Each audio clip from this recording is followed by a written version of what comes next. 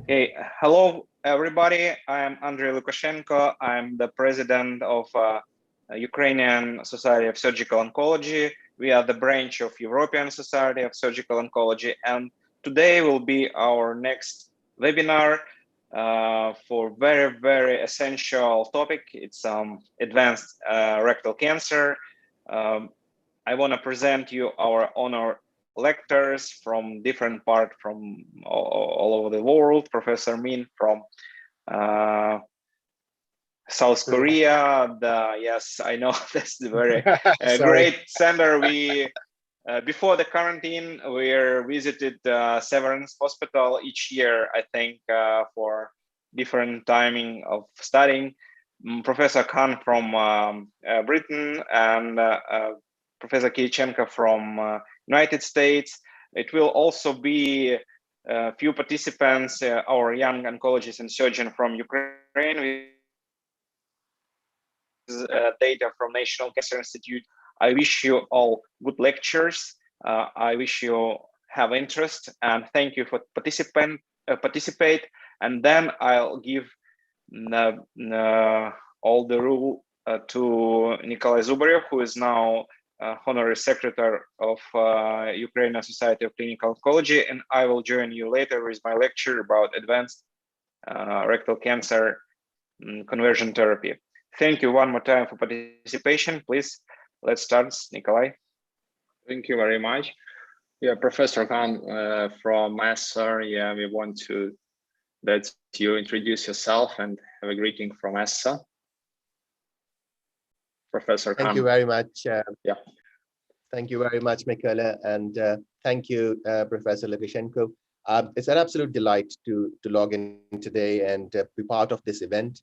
I am a colorectal consultant. I work in south coast of England in a city called Portsmouth, and my area of interest is rectal cancer, robotics, and training, and obviously patient-based outcomes of low rectal cancer surgery.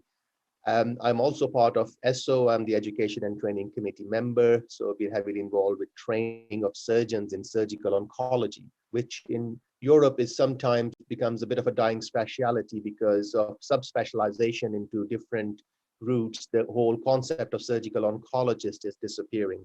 I think the low rectal cancer is such a great topic to select because the last 10 years have seen huge developments in imaging, operative technologies, treatment pathways, including neoadjuvant and adjuvant treatments, organ preservation. So it will be a fantastic to cover some of those developments, and I can already on this program cover a variety of those topics. So I can only say that brace yourself for the next 2 hours. You're going to be treated to a delight, hopefully by all of my colleagues.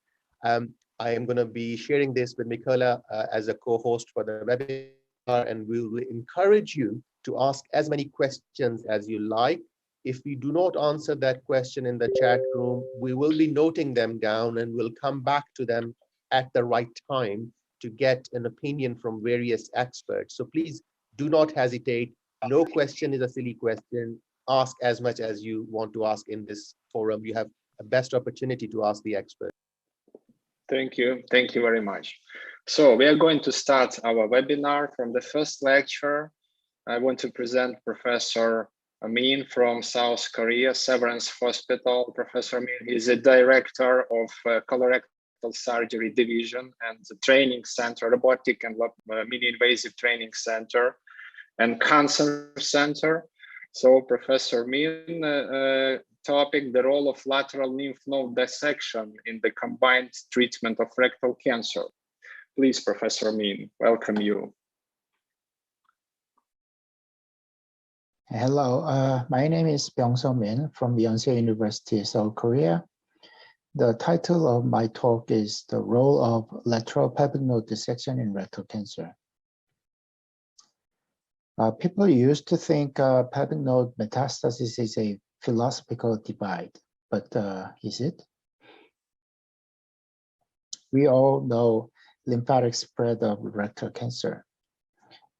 Previous study revealed there's 3 major routes for lymphatic spread of rectal cancer. The most frequent one is upward spread toward the inferior mesenteric artery. And the other one is also upward stream, but it's flow through the mid-rectal artery and through the internal iliac artery, and then goes upward. The most minor one would be the lateral spread throughout the perineal lymphatic channels. But the previous studies from Japan actually revealed the lymphatic spread upward toward the internal iliac artery, so-called lateral pelvic node, explains around 15 to 20% in T3 or 4 rectal cancers, which is located below the peritoneal reflection, low-lying rectal cancers. This is upward spread, lateral spread, and the perineal spread. So to perform a surgical treatment for lateral lymph node metastasis, we do lateral pelvic node dissection. So you can tell the difference between conventional TME only and TME plus lateral lymph node dissection, easily through this picture. So when you do lateral pelvic node dissection, you will reveal all the vascular structures in the lateral pelvic wall. The theory about the lymph node spread through the mid-rectal toward the internal iliac artery lymph node channel, actually theory started more than 100 years ago, and it took almost 100 years from theory to become a practice. So it is back to 1895 that the some of the frontiers actually theorized the lateral lymphatic flow in a rectal cancer. And it was in Japan that actually this concept of the lateral lymphatic flow flourished and prospered. And early in 20th century, some of the pioneer Japanese surgeons actually put this theory of lateral lymphatic flow into their surgical practice.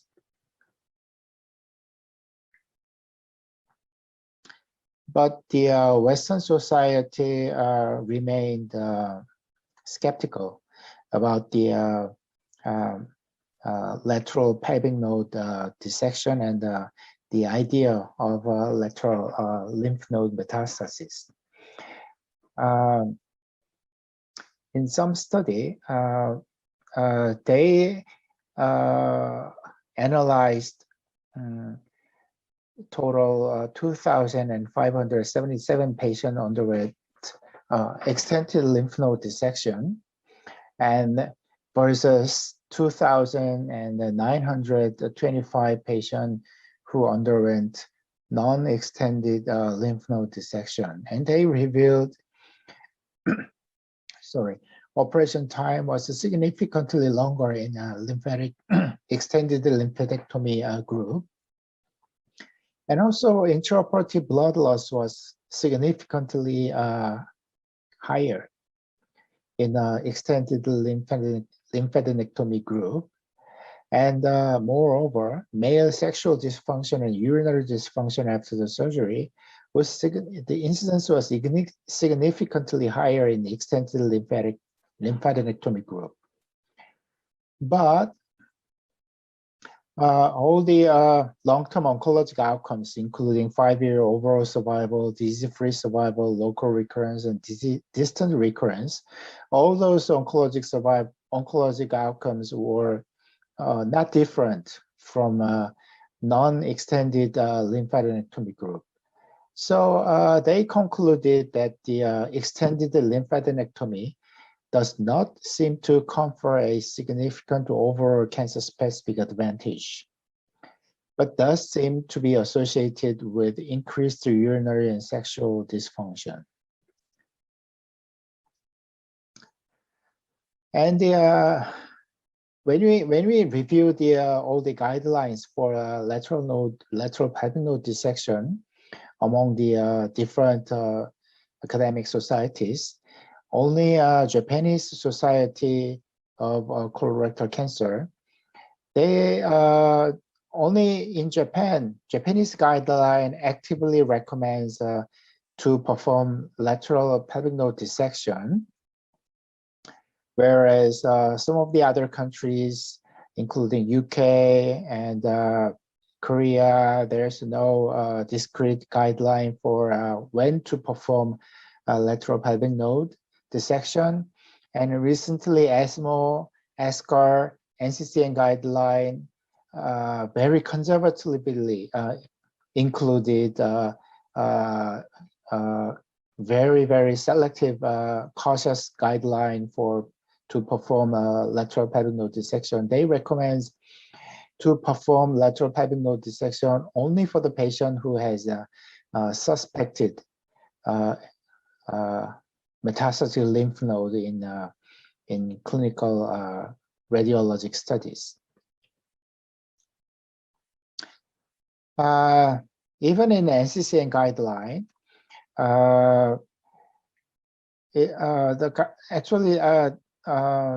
they recommend to perform lateral pelvic node dissection for those who has suspicious metastasis in preoperative image study. And what they meant with the lateral pelvic node dissection was kind of a biopsy or a cherry picking removal of suspicious node. They didn't recommend the extended resection in the absence of the clinical suspected nodes.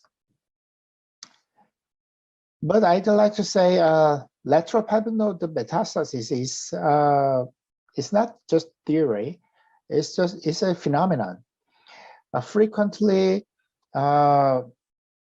when you review the MRI of the rectal cancer patient, you frequently find those enlarged lymph node in the lateral pelvic wall area.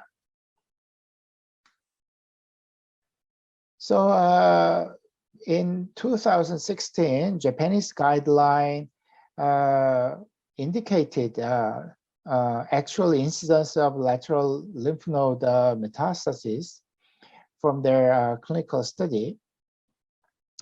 They concluded although the actual incidence of the lateral pelvic node metastasis was significantly low in the upper rectal cancer, but it's almost more than 15% even in early cancer for the rectal cancers that are located below the peritoneal reflection. And the incidence rise up to 80% if the tumor is advanced.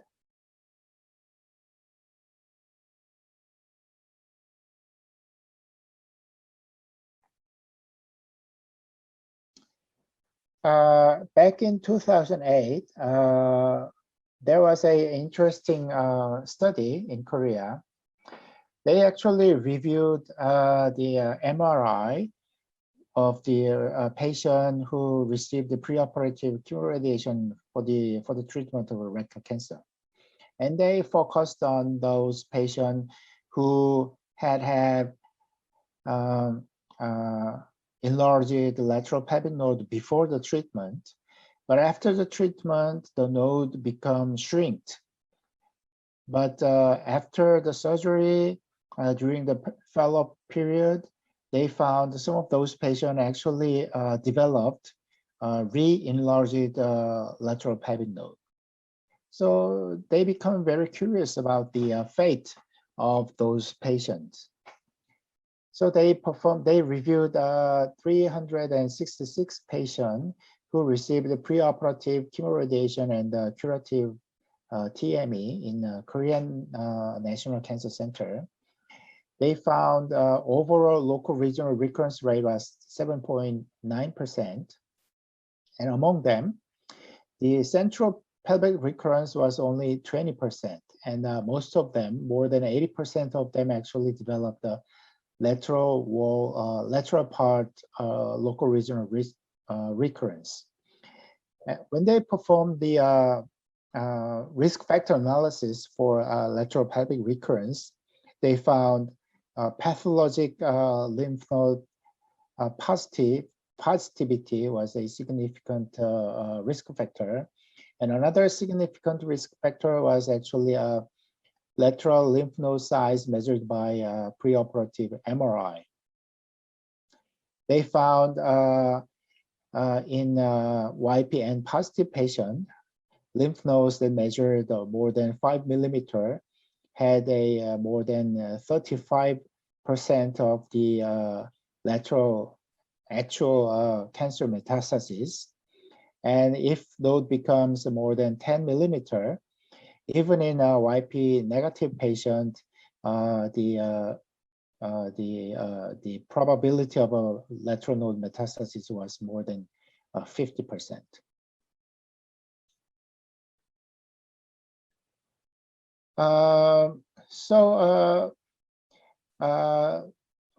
Another researcher in Korea also performed a very interesting study. She was actually curious about had a question that can chemoradiation allow for omission of lateral pelvic node dissection for locally advanced rectal cancer, which is one of the core questions regarding the lateral pelvic node dissection in rectal cancer. They performed the retrospective analysis of the rectal cancer patient who received preoperative radiation. And they categorized all those patients into 3 groups. The low risk group included the patient who had a lateral pelvic node measured less than 5 millimeter in short diameter in their preoperative, pre-treatment MRI. And the moderate risk group, they categorized the patient who had a lymph node size measured between 5 and 10 millimeter in pre-treatment MRI. And high risk group in pre-treatment MRI, the patient, those who had larger than 10 millimeter in short axis diameter MRI. They found a high risk group who had a more than 10 millimeter lateral lymph node showed very disastrous oncologic outcomes. But even patient with moderate risk who had a lateral lymph node measured between 5 to 10 millimeter, they showed a significantly worse oncologic outcome when they're compared with the low risk group.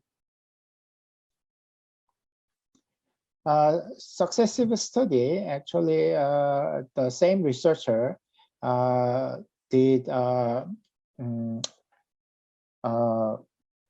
made one step further.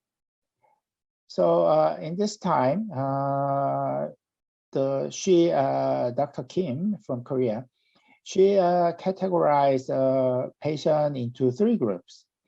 Group 1 was the patient who had a negative lateral pelvic node before the treatment, before the preoperative chemoradiation, and after the preoperative chemoradiation.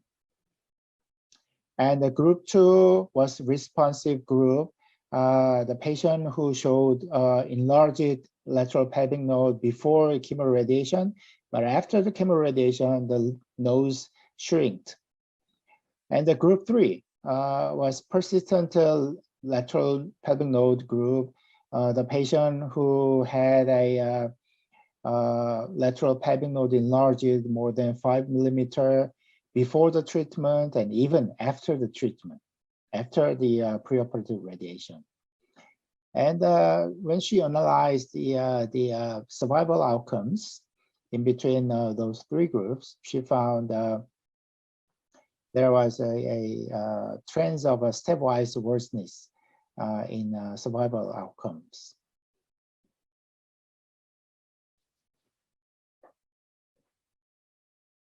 And recently, another researcher in Korea, he performed the feasibility of the selective lateral node dissection based on the MRI after preoperative chemoradiation.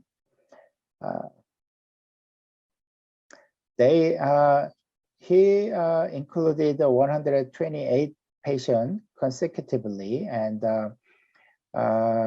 their criteria for suspicious lymph node was a short axis diameter more than equal to or more than 5 millimeter in MRI before preoperative chemoradiation. Among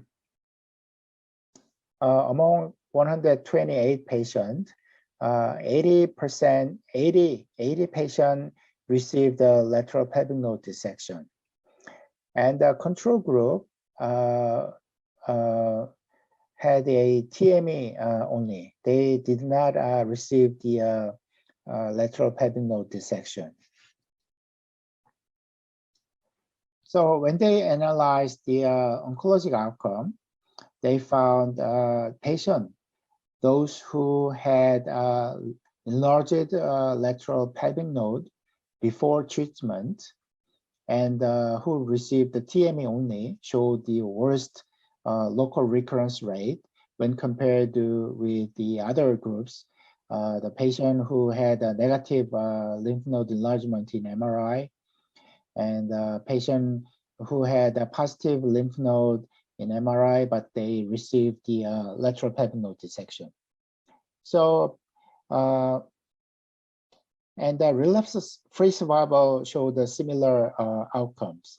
The MRI, LP, LM positive, TME only group showed the worst relapse-free survival, whereas the other three groups showed the similar oncologic outcomes. Overall survival looked very similar. Again, MRI, LP, LN positive, TME only group showed the worst outcome, whereas the other three groups showed the similar outcome. So basically, with this result, they proposed the MRI suspicious lateral pelvic node metastasis can only be cured with the lateral pelvic node dissection.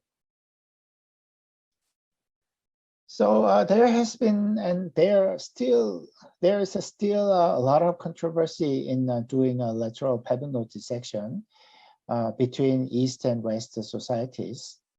But I can see a trend that even in Western societies, more and more surgeons are getting interested in lateral pelvic node dissection. They try to find the meaning of the lateral pelvic node dissection in low rectal cancer. In that context, a recent result from a Japanese clinical oncology group study, JCOG 0212 results are showed a very interesting result. They actually compare the relapse-free survival between the patient who received the TME only with the patient who received the TME plus lateral node dissection. The clinical trial was designed a non-inferiority trial. So the hypothesis was if ME only group, the TME only group showed the hazard ratio with the confidence interval in between, the upper limit of the confidence interval is less than 1.34, then non-inferiority of ME, TME only is proven. But when they analyzed the final result, they found the hazard ratio of the TME only group was 1.07, and the 90.9% confidence interval range was from 0.84 to 1.36. And the upper limit of this confidence interval actually exceeded the hypothesized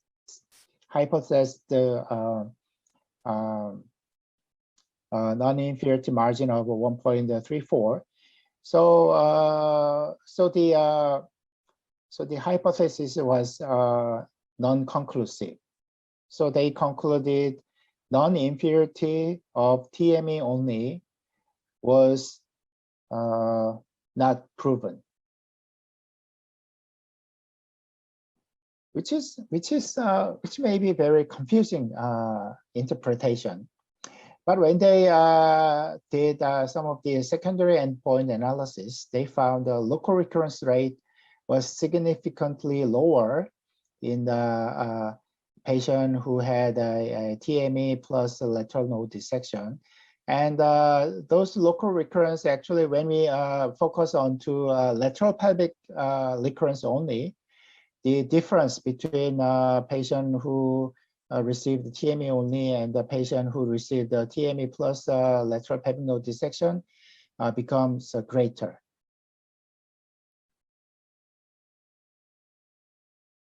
And also, before this long-term outcome, they actually reported a short-term operative outcome of the lateral node dissection, and they found longer operation time, greater blood loss in TME plus lateral pelvic node dissection group, which were consistent with the previous result. But in terms of the grade 3-4 postoperative complication, there was no statistically significant difference between two groups. And when they analyzed urinary and sexual function, urinary function after the lateral pelvic node dissection, they found the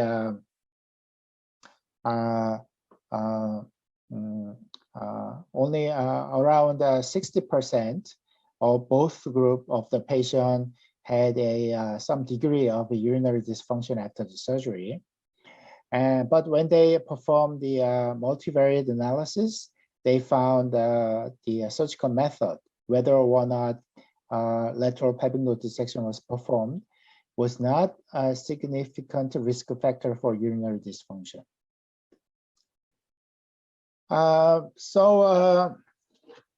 Although there's still some controversies, but more and more growing evidences are supporting lateral pelvic node dissection for those who had a low-lying rectal cancers and simultaneous suspicious lateral pelvic node metastasis.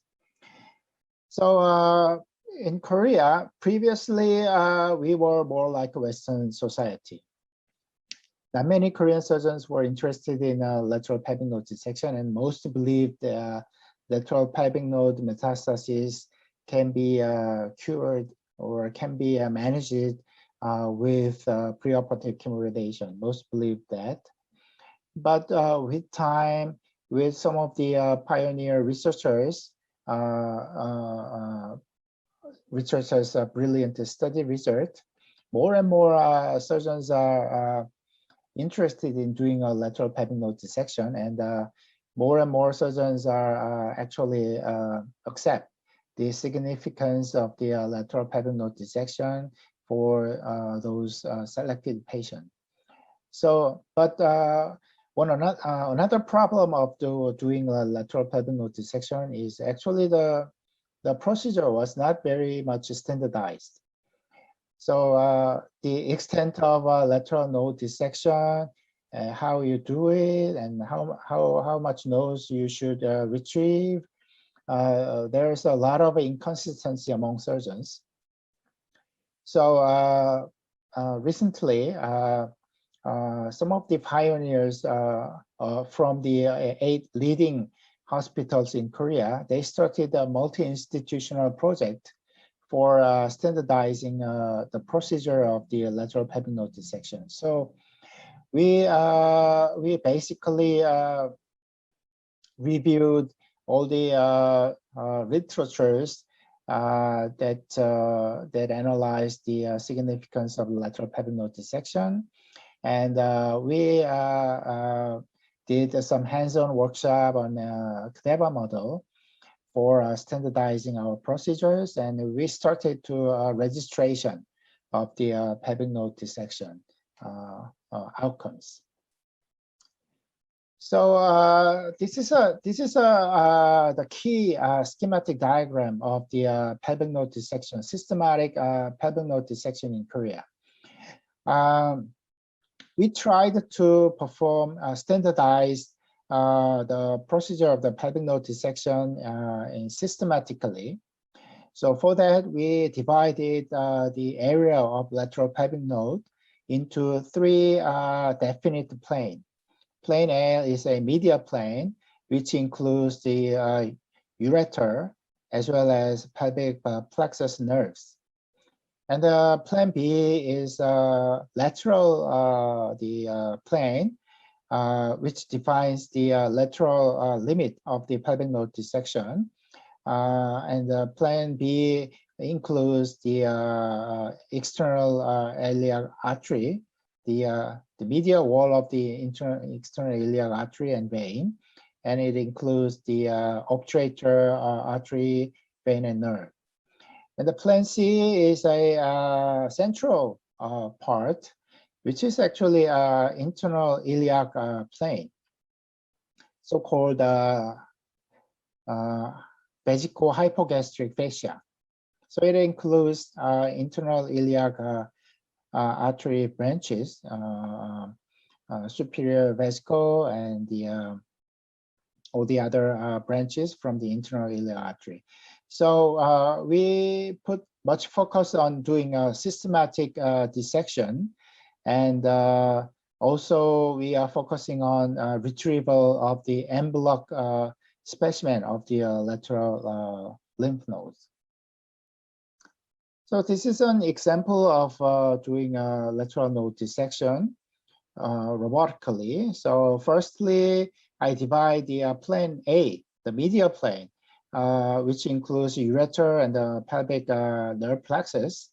So separating ureter and pelvic nerve plexus from the dissection, and then I start the lateral plane. So I expose the external iliac vein wall and goes deeper and further, now exposing the obturator nerve. Oh, oops, I'm stretching the obturator nerve. Anyway, I scatonize the obturator nerve. I now exposing the obturator artery. Dissection goes on along with the obturator nerve. So all the soft tissue were removed around the obturator nerves and the vessels. And then the plan C, which is internal iliac plane. So superior vesical artery was scatonized, and the hypogastric vesico-hypogastric fascia was removed. And the specimen is retrieved in en bloc way. Thank you so much for your attention. Thank you. Thank you very much, Professor. Very nice, profound lecture about this kind of extended surgery, which is quite difficult to regurgitate all of this information, because in the modern world, in modern surgery, not so many hospitals perform such kind of surgery around the globe. And we have some questions regarding lymph node dissection. One of our participants ask whether we should remove lymph nodes bilaterally if we have information about unilateral lymph node involvement on MRI. Should we perform two sides of the lymphadenectomy, or just this side when we have a lymph node involvement? Well, that's a good question. As far as I know, there is no complete consensus on that, but generally, most of the Korean surgeons would agree performing a lateral node dissection prophylactically. I mean, if there's no suspicious lymph nodes metastasis in a preoperative study, they won't do a lateral node dissection on that side. Only suspicious lymph node present side. Okay. Any other questions or comments, colleagues? And now we have yes, I wanted to sorry, just one very quickly. As a very good talk, and very important topic. And as you rightly said, from the Western opinion, we were very laid back about doing lateral node dissection, and for years we relied on chemoradiotherapy and not dissect the lateral compartment. I mean, I'm one of the very few surgeons in England who believes in lateral node dissection, and I do them robotically. And I think my influence is probably from Korea, the work that I've seen and been part of. So I quite like. And talking to George Cheng from MD Anderson, he's also trying to convince surgeons in the US about the need, and hopefully Konishi joining him will change the landscape in the US. But in Europe, in Western Europe, I think there is still reluctance to perform lateral node dissection on suspicious nodes. So you may have a patient who had a positive node on the MRI, you have given them chemoradiotherapy, and then the node is still positive on a PET scan afterwards. And people usually ignore those nodes. And I think going in and performing targeted dissections is probably the right way. I think the two extremes of doing prophylactic node dissection on every patient is not correct. And the other extreme of not doing lateral node dissection at all is not correct. I think the middle ground of finding the right candidates for this operation, and you can still benefit in terms of cancer control and relapses. My quick question was, do you have any experience of doing the lateral node dissection without any chemoradiotherapy? So you're not downstaging the primary tumor and you're going straight for chemoradiation as a method of control of the lateral compartment? No, basically, if we have a suspicious lymph node in the lateral compartment, pre-treatment, then the first line of therapy is chemoradiation. So we perform chemoradiation first, and then some of the patient shows a good response. Actually, the lateral compartment lymph node shrinks significantly. Then most surgeons won't perform the lateral node dissection. But for those patients who didn't show any response on the lateral compartment, those patients are obvious candidate for a lateral node dissection. Thank you. Well, I also have a question for you. You mentioned about the somewhere in the middle between the prophylactic lymph node dissection and the ignoring the lymph nodes. And in procedure wise, there's still a controversy about the doing a selective lymph node dissection even on the suspicious lymph node side. I mean, if you have a suspicious lymph node metastasis on the distal obturator area, then some people suggest that you don't need to systematic lymph node dissection on affected part. You just only do cherry picking a selective lymph node dissection. That will be enough for the patient. So what's your opinion on that? Yeah, no, I fully agree. I think a targeted approach in terms of selecting the patients was my point of view. But when you get to the point of node dissection, cherry picking doesn't really work. So you can't just dissect the obturator compartment only and leave the internal iliac or the common iliac. So if we do dissect, we will dissect and treat it like an axillary dissection. So take the whole compartment out. whether you do ipsilateral or bilateral depends on how worried you are.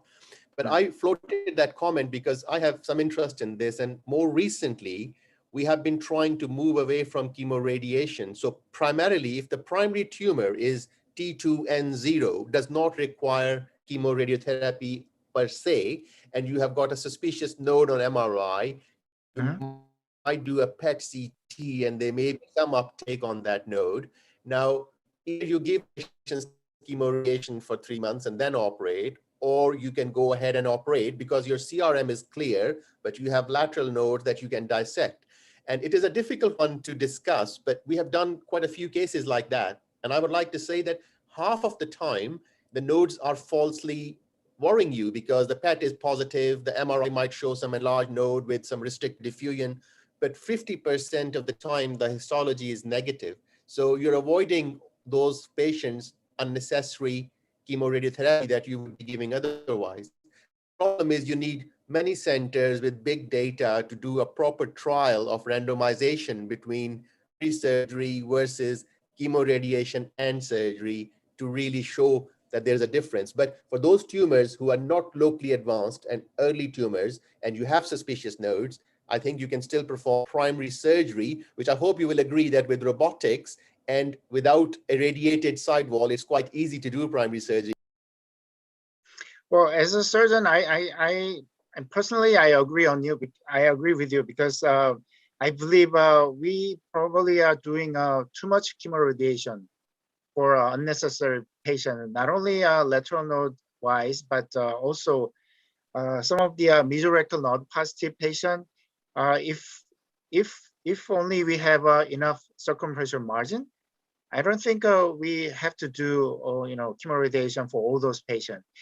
But whether early T stage and suspicious lateral node, although as far as we know, the lymphatic spread route toward the IMA is a primary lymphatic spread route in rectal cancer, but sometimes in low-lying rectal cancer, the primary lymphatic flow goes laterally to the lateral node.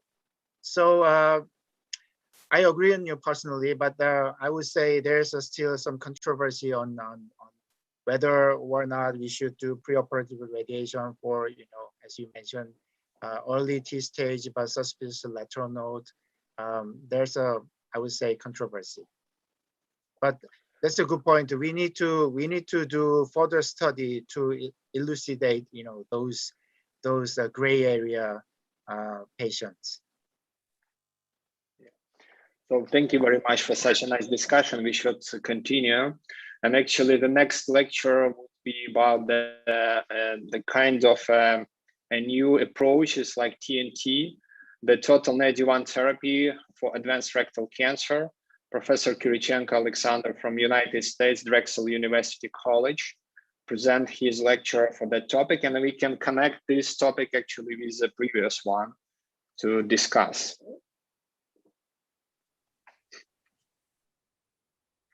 Доброго ранку всім в Україні. Дякую тебе, Андрій, за це запрошення на конференцію відповідно в форматі ковіду. Але я надію, що це скоро все закінчиться і ми зможемо знову зустрічатися, обмінюватись нашими візитами, як це було раніше. З цим я продовжу нашу розмову на англійській мові. And I would like to say that optimizing treatment for rectal cancer is dynamic and rapidly evolving process.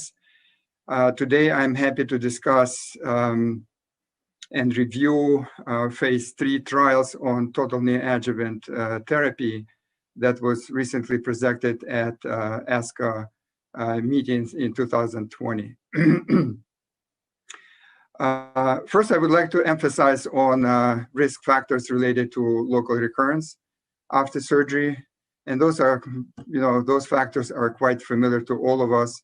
First of all, this is recurrence associated with positive circumferential resection margin. We call it CRM plus. also with advanced pathological TNM stage, obviously, and positive disease, positive lymph nodes, especially important. This was shown in multiple trials, and especially in the German trial.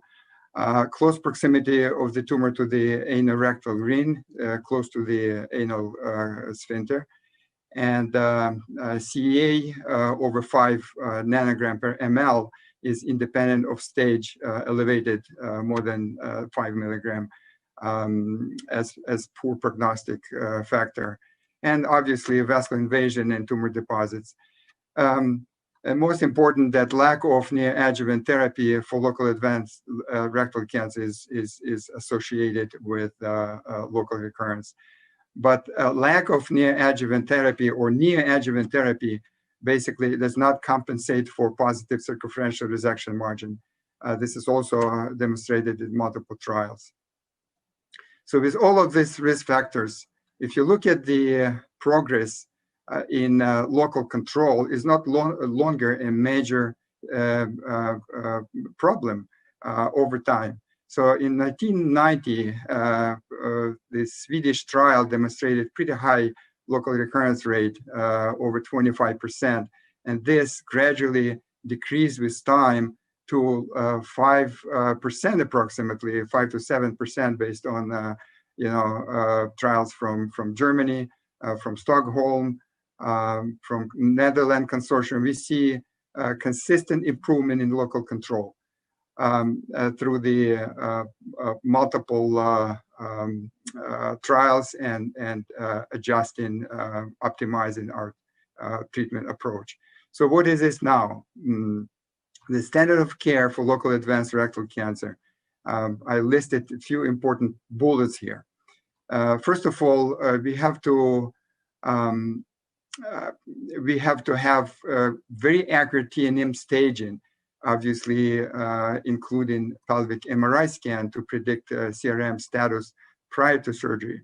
This is key in current staging, the ability to implement pelvic MRI and rectal protocol to predict CRM status. Next, that would be neoadjuvant radiotherapy or chemoradiation therapy. So it could be a short course radiation treatment, 25 gray and 5 fractions to limited field pelvis, or long course chemoradiation, 50.4 gray and 28 fractions with concurrent capecitabine or continuous IV 5-fluorouracil. After that, we have to wait for approximately 8 to 10 weeks prior to surgery to allow a good response to treatment. So we have the best pathological outcome. This is also demonstrated in multiple trials. And then radical surgery obviously has to be done through the TME approach, total mesorectal excision. And then adjuvant chemo. So that's a standard of care for local advanced rectal cancer. And what lessons did we learn from this treatment approach? First of all, the pattern of relapse, as I said, approximately 5–6% of local recurrence, which is not a major problem. But what is the major problem in this standard approach is still we have quite significant percentage of distal failure. So metastatic rate from 30 to 39% listed as a major problem. And another issue that we have to address from the standard treatment, that the poor compliance with adjuvant chemotherapy. Only 32 to 40% of patients would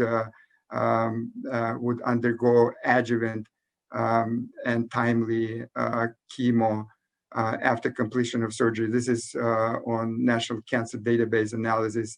And the poor compliance in German trial was about 50% patients just received post-operative chemotherapy. This is significant.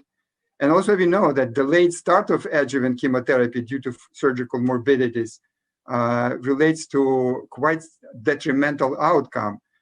This is systematic review of meta-analysis with meta-analysis of 9 studies, including randomized trials involving 14,000 patients, demonstrated 12% increase in the risk of death from metastasis for each 4 weeks of delay in the start of adjuvant therapy. So this is quite significant. So with all of this in mind, we have basically a rationale for use of total neoadjuvant therapy, which is completion of the entire chemotherapy and radiation therapy prior to surgery. So the goal is to reduce distal metastasis without compromising local control. And rationale of TNT for local advanced rectal cancer is obviously prompt start of chemotherapy targeting micrometastasis even before surgery, before radiation treatment. That will increase compliance to chemotherapy, and obviously patients don't experience morbidity from surgery, so they can start chemo sooner than later. And it will help to assess chemosensitivity of the tumor, starting chemo upfront with reassessment of response in about four weeks. Then ileostomy is not the issue. So there are lots of different reasons to start chemotherapy and radiation therapy. Entire treatment should be shifted towards neoadjuvant prior to initiation of surgery. So do we have any evidence of the effectiveness of TNT? Now we can say yes. There are 3 randomized trials completed and reported in the latest ASCO meeting. This is Prodigy trial, Repeater trial, and OPERA trial.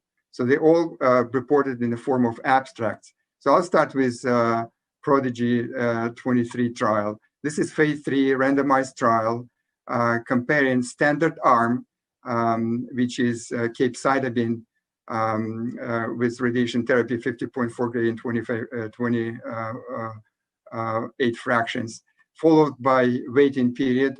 This is 7 weeks of waiting period prior to total mesorectal excision, and then adjuvant 6 months FOLFOX or capecitabine with oxali. And then second experimental arm, this required FOLFIRINOX, modified FOLFIRINOX with reduction of usually oxaliplatin due to peripheral neuropathy or irinotecan. Those doses may be slightly reduced due to GI side effects as well. So then 3 months of this, then followed by chemoradiation with concurrent capecitabine. And then again, waiting period for over 7 weeks, for around 7 weeks, and then total mesorectal excision, and additional 3 months of adjuvant treatment. So it's some kind of mix, adjuvant and neoadjuvant treatment, but the short course of neoadjuvant therapy here, and the short course of neoadjuvant treatment with FOLFIRINOX. And the results, the endpoint is disease-free survival.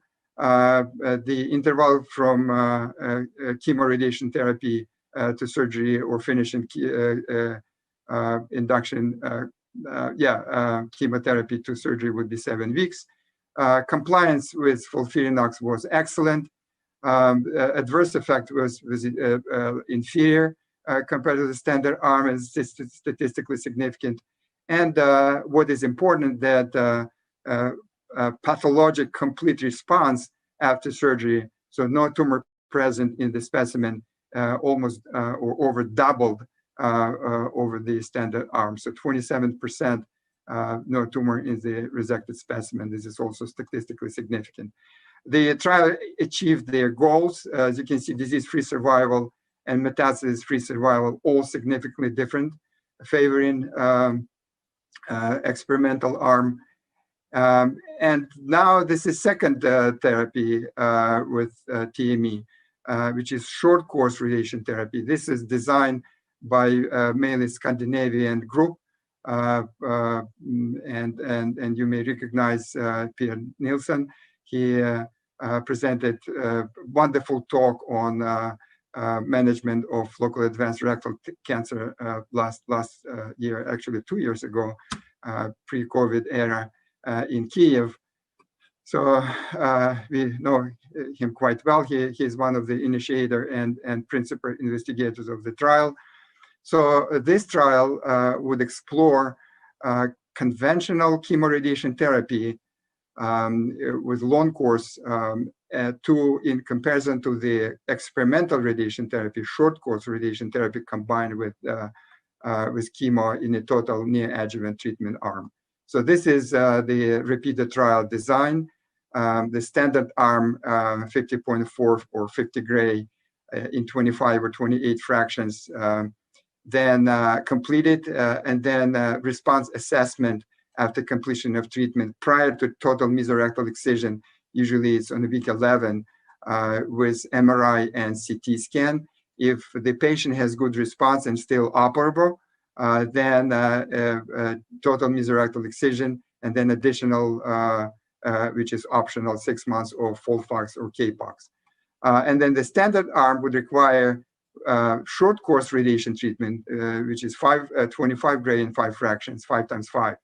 And then again, reassessment for response at approximately 4 or 5 weeks. Actually, you know, this is all going prior to total mesorectal excision.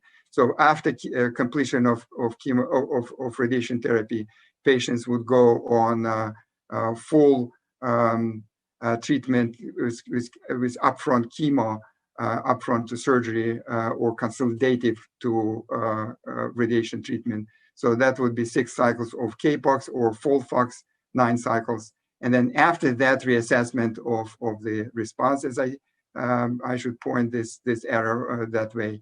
And then this reassessment at 16 weeks to completion of treatment, and then surgery. So you should take a look at the inclusion criteria, and you will see extremely high risk tumors here. This is repeat inclusion would be T4 tumors, N2 disease, and you can see majority of them in the started and experimental arm, very high risk tumor, and large lateral lymph nodes also included, and extramural vascular invasion, mesorectal fascia involvement, CRM positive disease predicted on MRI scan. So a very high risk group of patients included, and most of them would have more than one risk factor of this kind. Despite these risk factors, the resection rate was quite effective. I'm sorry, this is mistake. It should be R0 resection. In this graph, R0 resection with absence of the tumor. As you see, CRM negative resection was in 90% of patients in both arms, and pathologic complete response almost doubled compared to the actually more than doubled compared to the standard arm. 14% complete pathological response in the standard arm and 28.4% in the experimental arm. It's statistically significant. You can see the standard arm is superior in terms of overall recurrence rate, and that curve, as you can see, overall recurrence rate is superior in the in the experimental arm. It's 23% versus 30% against the standard arm. So that set of curves almost mirror by the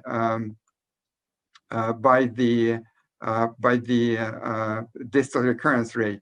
You see in the experimental arm, it's also significantly lower than in the standard arm. But so at the overall recurrence rate at the expense of improvement in distal control. The local control, the same, and the overall survival, the same in both arms. So as you can see, Rapido trial has significant impact on disease control, and specifically on distal metastasis control, disease-free survival. The short course radiation treatment followed by chemotherapy, full chemotherapy, 6 cycles of KPOX or 9 cycles of FOLFIRI prior to total mesorectal excision. That made significant impact on the outcome with lower distal metastasis rate, lower disease-free survival, improved disease-free survival, doubled pathological CR, 3 years survival, overall survival was not significant in both arms. Toxicity was not unexpected, but I would say it was pretty high toxicity rate, and there was no difference in complication, post-operative complication in terms of quality of life. And this is the overall health report by patients and overall quality of life. You can see there is no significant difference between standard and experimental group. Although what is very important to keep in mind in RAPIDA trial, look at the percentage, look at the rate of severe major lower anterior resection syndrome from TATME. They both both arms demonstrated quite significant low anterior resection syndrome. Surgeons all familiar with this, and medical oncologists seeing patients on follow-up. This is quite significant impact on a patient's life, and then naturally there's a question: any chance to eliminate total mesorectal excision? If there's any way that we can be fortified by the excellent outcome of the total mesorectal excision, of the total neoadjuvant therapy, as you can see, pathological response rate for the data pulled from multiple trials, including some prospective phase 2 trials, and now we have randomized phase 3 trials. So you can see on this forest plot, comparing proportion of complete pathological response between different groups, you can see significant favor of the total neoadjuvant therapy in terms of complete pathological response. Many patients, and then on a range between 15 to 28%, which is basically a quarter of all patients would be enrolled into the neoadjuvant treatment. All those patients would benefit from total neoadjuvant therapy in terms of complete pathological response rate. Definitely favor of the standard group, chemoradiation plus adjuvant chemotherapy. Having this in mind, there was an attempt actually to improve pathological complete response by using chemotherapy within the total neoadjuvant arm as induction or consolidation. So there was a phase 2 trial recently completed, trial from the German consortium, and that trial demonstrated that the consolidation chemotherapy, just like in the RAPIDA trial, after completion of chemoradiation in their case. In their case, they were using long course chemoradiation, just like in German trial published back in 2004. So that long course chemoradiation treatment was consolidated with full chemotherapy prior to total mesorectal excision. And what we have is significant improvement in pathological complete response rate. And there was excellent compliance in chemotherapy as well, as this was given prior to surgery. So that was published back in 2019. And I can tell you that this encouraging results encourage a group from Memorial Sloan Kettering Cancer Center at New York in the United States.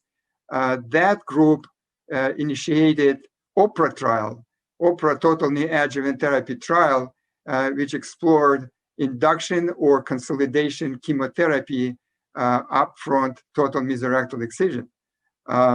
So for the induction therapy, it was 4 months of FOLFOX or KPOX, followed by long course chemoradiation with optional 250 gray in 25 fractions, followed by boost, extra treatment to the gross tumor volume.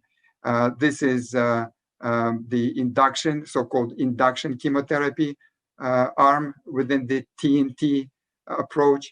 And then the second arm for comparison was consolidation chemotherapy arm, when the chemoradiation was given upfront chemotherapy. So as you can see, this is chemoradiation, same as in the previous arm, and then FOLFOX 6 cycles or Kpox was given for 4 months after completion of chemoradiation, and then TME. So this actually trial, the objective of this trial was to determine the optimal radiation and chemotherapy sequencing for organ preservation in patients with distal rectal cancer.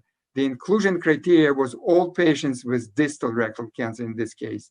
And the attempt was how we can reduce APR rate, and maybe we can create complete clinical response to the degree that those patients would follow up on watch and wait strategy, and they would have surgery delayed, total mesorectal excision, or omitted.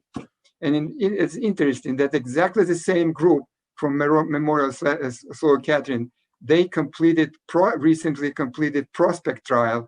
They were trying to omit radiation treatment, but as you can see, the total mesorectal associated with such a significant rate of complication, and specifically low anterior rectal syndrome, as you can see from repeated trial, 70% of patients, that there is urge to select patients that would be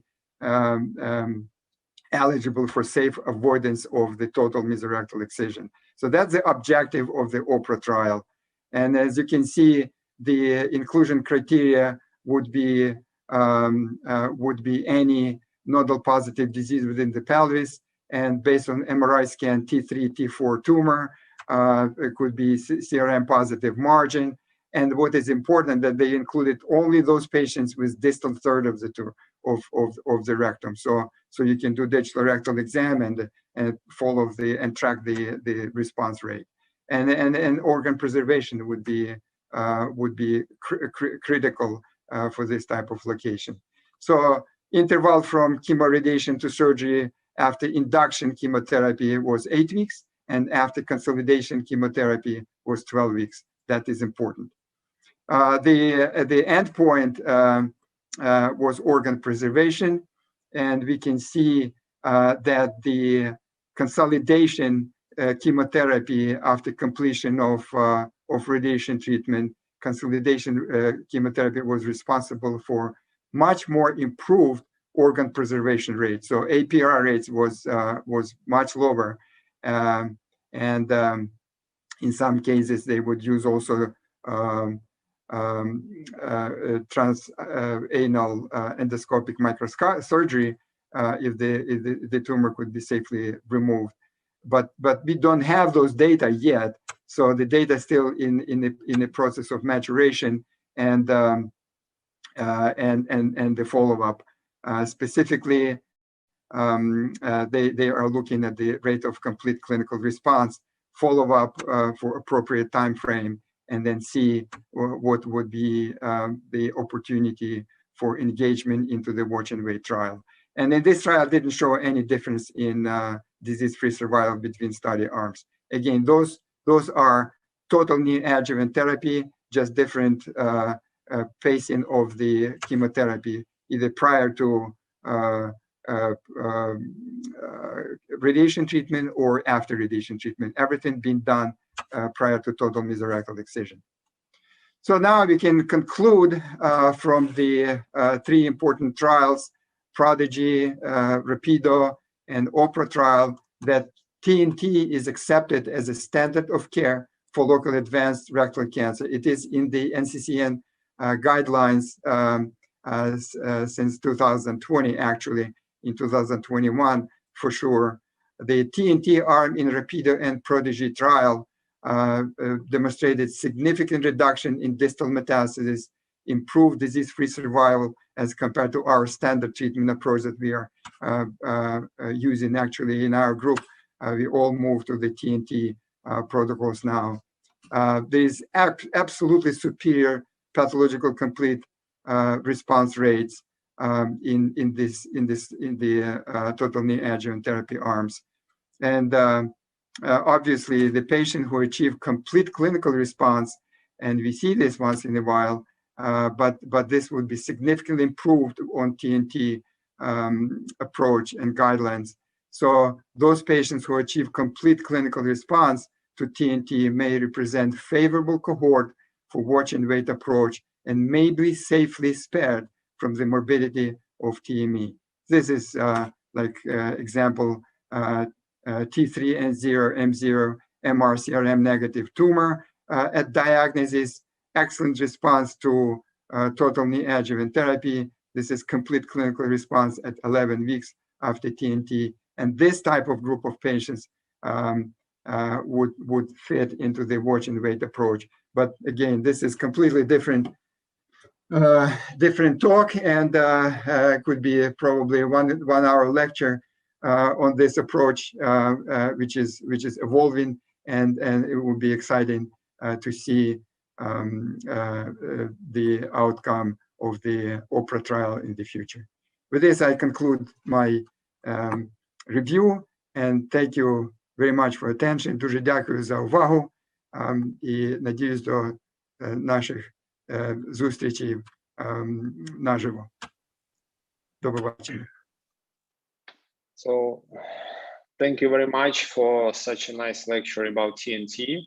I think we go beyond our schedule, not a bit even. So I want to invite next speaker is Professor Jim Khan from UK with a lecture regarding low rectal cancer sphincter sparing operations. How safe enough to save a sphincter, and how low should be performed the operation. So let's continue, Professor Khan. It's my privilege to talk to you today on low rectal cancer sphincter saving procedures, and very grateful to Ukrainian Society of Surgical Oncology for their kind invitation, and really delighted to represent ESSO on the panel today. I work in Portsmouth, which is on the south coast of England. It's only about an hour's drive from Heathrow Airport. So if you come to London, we're not too far from there. It's a thriving town with a lot of history, particularly naval and defense history. And I work in a tertiary care center where most of my work is around rectal cancers and colon cancer. I've been a consultant surgeon for over 14 years. I am the clinical director for colorectal services and a program director for robotic TME fellowship in my place. I have been doing robotics for nearly 9 years and have experience of working with first, second, and third generations of robotic platforms, and more recently now with the fourth generation systems as well. What I'll try to cover today is the management of low rectal cancer, some technical considerations in deciding about your approaches, some technological advances and updates, and then some experience from my center as well. Well, let's take a step back and not forget what the basic principles of surgery for rectal cancer are. And I was fortunate enough to work with Professor Bill Heald as one of his trainees in Basingstoke, where I learned the principles of open TME surgery. And they were very simple principles to follow, actually. If you do precise dissection in embryological planes and you preserve the connective tissue around the rectum and the mesorectum, and remove the draining lymph nodes and lymphatics altogether, you should get a good quality specimen without causing any collateral damage in the pelvis. And this should all translate into improved clinical outcomes and reduced chances of local recurrence. What is more difficult is in the low rectal cancer, because of the location of the cancer in the pelvis is such that the assessments can be tricky and difficult. There is a higher morbidity from these operations, doesn't matter how you do them. The increased risk of CRM positivity, which is also related to the overall survival and disease-free survival, and the increased risk of local recurrence if you don't treat this appropriately. The collateral damage in the pelvis can cause significant side effects such as sexual and bladder dysfunction, and incidence of low anterior resection syndrome can be significantly higher in these patients. In the UK, there was a program called an English National Low Rectal Cancer Program, or LOREC program, which was designed particularly to establish the definition of low rectal cancer, the management options, and to improve the standards of treatment of low rectal cancer around the country. This was supported by Pelican Cancer Center from Basingstoke, and we were fortunate enough again to be part of this program. And we started with defining the low rectal cancer, which, as you can see, is defined on the MRI. It is a tumor arising below the region of the levator plate, it's an adenocarcinoma with its lower edge at or below the region of the levators on the pelvic floor, as represented by that red line up there. The main objectives of this program were an MRI-based definition of a low rectal cancer, to enhance better decision-making from the MDT, to understand that this is a complex situation and the decision-making can be quite difficult sometimes. Imaging is the key to make the right decision, and that standard has to be maintained. Eric Roulier and his colleagues developed this classification system from Bordeaux, and this was published in Disease Colon Rectum in 2013, which is a classification for low rectal cancer, and classified as type 1, 2, 3, and 4, which is one is supralevator, or supraanal, sorry, and then juxtaanal, and then intraanal, and transanal. So it's quite a simplified way of looking at it, but it's a very practical, operative definition which tells us how different types of cancers in the lower rectum can be managed with different approaches. That's a schematic diagram of showing you a type 1, type 2, 3, and 4 tumors, where type 1 might be feasibly dealt with a coloanal anastomosis. Type 2 is going to require a partial intersphincteric, and type 3 will be a full intersphincteric dissection. Type 4 is likely to be cured with an extra levator AP, as you can see in this figure. And the interesting thing in their data was the survival was different when APR was chosen as the mode of management. And that may reflect the higher grade of these cancers, the more widespread disease in the local pelvis. But we do know that when you perform a reconstructive surgery, such as ultra-low LAR, the prognosis and survival is better than an APR. And that's not a new message. This same decision was kind of made by a randomized trial coming from friends in Holland, looking at the abdominoperineal resection itself as a marker of adverse outcomes for these patients, as the overall prognosis and the risk of local recurrence was higher in APR as compared to LAR. Charles Mayo said this over a century ago, that for low rectal cancer, the statistics will change year on year based on the ability of the operator, who will get better and better by performing more of these operations and learning from their mistakes. They may be able to justify and select patients properly, and then decide about location, fixation, involvement of the tumors, and removal. And I think that holds so true, that a low rectal cancer depends on this in terms of making the right decision for these patients. We do know that radiology is the key in planning these operations. An MRI, which can show you the circumferential resection margin, the extent of the tumor, and the spread, remains the key factor in these. We do support a mindset of triple assessment of these low rectal cancers, which is looking at the MRI, looking at the endorectal ultrasound for enhanced T-staging, and the endoscopic ultrasound, along with a flexible sigmoidoscopy giving you a visual image. And don't forget the rectal examination, because the surgeon finger still remains a very important tool in the assessment of this low rectal cancer. So we popularized this concept of a one-stop low rec clinic in Portsmouth, where we will see patients with suspected low rectal cancer, perform a triple assessment of the lower rectum, MRI, endoanal ultrasound, a sigmoidoscopy, and a PR. And then the options of management for these patients included a low anterior resection, an ultra low anterior resection, TEMS, or an APER. What is tricky now with laparoscopy is that our patients are getting obese, and that poses its own challenges in a male with a high BMI, where you have to perform a low intersphincteric dissection with laparoscopy. The physics of this does not add up at all. The deep angles in the pelvis make it very difficult for the operator to come around those and navigate the supralevator area safely. And also we have a very elderly population. Our patients are getting older and frail and dependent.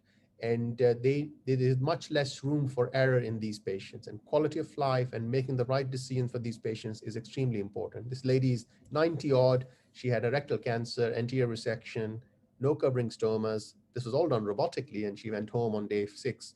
But more importantly, she went home independently from where she came, living on her own with a couple of carers coming in over the week. This is a projection of what's going to happen in England, for example. The number of people living beyond the age of 100 is going to multiply rapidly. And as you can see over the years, in 2093, I won't have to see that, but there are going to be over 116,000 patients potentially over the age of 100 in the country. A transanal access for intersphincteric resection can be tricky, and the views can be limited. Often you can have a patient in prone jackknife position to have a better view. But if you're performing this in lithotomy, you need to have a good headlight and access, and possibly a Lone Star retractor, which can display the anatomy very well and provide you good traction to achieve either a full or a partial intersphincteric resection. Well, then once you've started that dissection, you can then even use the gel point path as shown here to perform some of this dissection internally as a part of a transanal procedure, which I'm sure my colleague Roel HOMPES will talk to you more about in his talk later. And then when you have this access, then you have completed the dissection, you can then incise and remove the specimen transanally, obviously using a wound protector as shown here, and then perform a hand sutured colo anal anastomosis. Some of you will be aware already about the single port platform that's coming from Intuitive Surgical. It's out in the US and Korea already, and hopefully will make its way in Europe, which is a 3.5 centimeter single port with 4 robotic arms, with the camera having this Cobra head configuration, and then the 3 robotic arms giving you the triangulation inside. And I think with the usage of this platform will allow the lower third of the rectal dissection to be done much more. Some data from my unit where we performed low anterior resection with either partial or full intersphincteric resection. I think this is over a 10 years period, or I think 8 year period, sorry. This is over an 8-year period, 110 cases with a median age of 66. And you can imagine the age group in this cohort is going to be relatively younger, as the older patients are more likely to have an APER. Slightly more male dominance in the case distribution. The median distance from the anal verge is 3 centimeters. And then almost half of them had preoperative radiotherapy. We try to avoid it, but sometimes it's just inevitable. It does affect the function afterwards, which we have to take into account. And over 82% were done with minimal access approach, including laparoscopy or robotics. We had a partial intersphincteric resection in 2/3, and 1/3 had a full intersphincteric resection. All of them were covered with a diverting stoma. And then over 62% had their ileostomy reversed within 12 months of their primary surgery. 5 patients had a stoma put back in place because of poor function. Median length of stay was 7 days. Oncological outcomes were pretty acceptable. You can see the median tumor size and lymph node harvest is pretty standard. There is predominance of stage 2 and stage 3 disease. R1 rate is around 5%, which is acceptable. And local recurrence is again less than 5%. And the distant metastasis rate is 13.5%. I'll show you these 2 videos, which shows the technique of starting prone jackknife to begin with and performing the assessment of the tumor first, and then assessing the location of the tumor, its relationship to the sphincters, and then putting a Lone Star retractor in place and starting with the intersphincteric dissection. The benefits of this approach are that you are fresh on the day, you're trying to make an important decision about the resectability of this cancer, and you perform this part to begin with. And then also, if there's a trial dissection and you find that the intersphincteric plane is breached for any reason and there's no progress or concern about tumor clearance, you still haven't lost that ability to come from the top wider and perform an extra elevator APE if need arises. But once we have done this dissection, we then move on to the abdominal bit by putting the patient into Lloyd Davis position and then starting the robotic dissection from the top. So that combination works reasonably well. And use ICG around the tumor. This is injected around the submucosal layer and then seen around the drainage of the IMA at the level of its origin. You can see it being dissected and then clipped and divided. The rest of the operation is pretty standard with the IMV ligation, medial to lateral release, flexion mobilization, which is often required in all of these patients because you have to have the length on the conduit to reach to the anal canal. And for the sake of time, I'll just speed this up a little bit. You can see the pancreas at the top end there. You're turning cranially above the pancreas to get into the lesser sac and leave a swab there. And then you complete the splenic flexion mobilization. When you come into the pelvis, you're going to see the ureter and gonadal vessels there. You have the nice inking of the central nodes, which you can ensure that you clear as you resect the specimen. And then the lateral release of the left colon is pretty standard and straightforward to join the dissection done from the bottom end. We published some of these results in a recent paper in oncology, Discover Oncology Journal. We're looking at the outcomes of low rectal cancers less than 6 centimeters from the anal verge. Looked at about 270 patients and then recruited 262 into the study and compared LAR versus APER. And a significant proportion of them were done minimal access. And when we're looking at the survival outcomes, as you can see, the disease-free survival and overall survival were very similar between the two groups, LAR doing a little bit better over the APE. One of the problems with low rectal cancer resections is the postoperative bowel function. And low anterior resection syndrome, which is LARS, will kick in, and various scoring systems are used to quantify absence or presence of minor or major LARS, and various factors will contribute to the development of this. But this could be a very disabling symptom for those patients who have to then live with. So a proper counseling for these patients is important before you consider ultra-low sphincter resection in these patients. You have to have a method of calculating this. I wanted to share with you a system that was developed in Basingstoke not that long ago, which is the preoperative prediction of the LARS score called POLARS. It's an online calculator of your LARS score prediction, and you just have to enter some very basic variables to get a decent score calculation. For example, in this one, put down an age of the patient, 65-year-old, male, having a total mesorectal excision, tumor is at 6 centimeters from the anal verge, getting a stoma and getting a preoperative radiotherapy. And that kind of input gives him a score of 30, which falls into major LARS category, and then the patient should be properly counseled for that.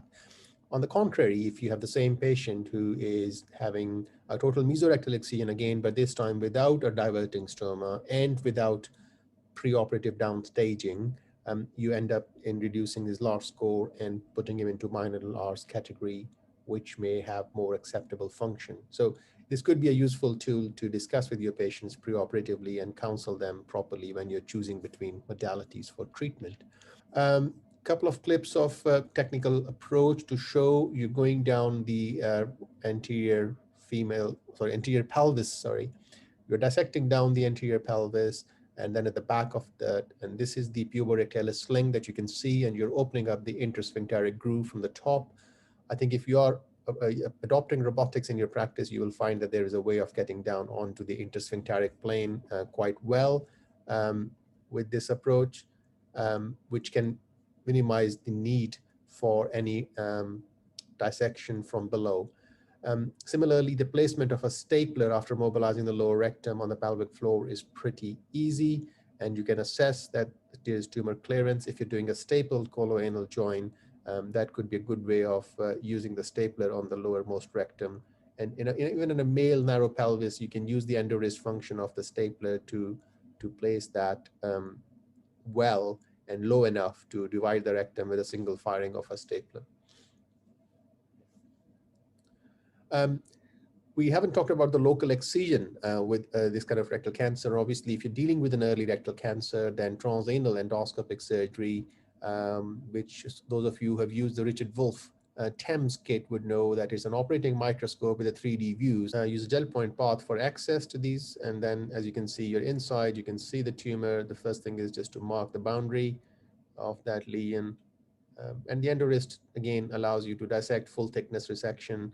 And the important technically challenging aspect of this is the suturing of the defect afterwards. So thickness resection made up to the level of the mesorectal plane at the back.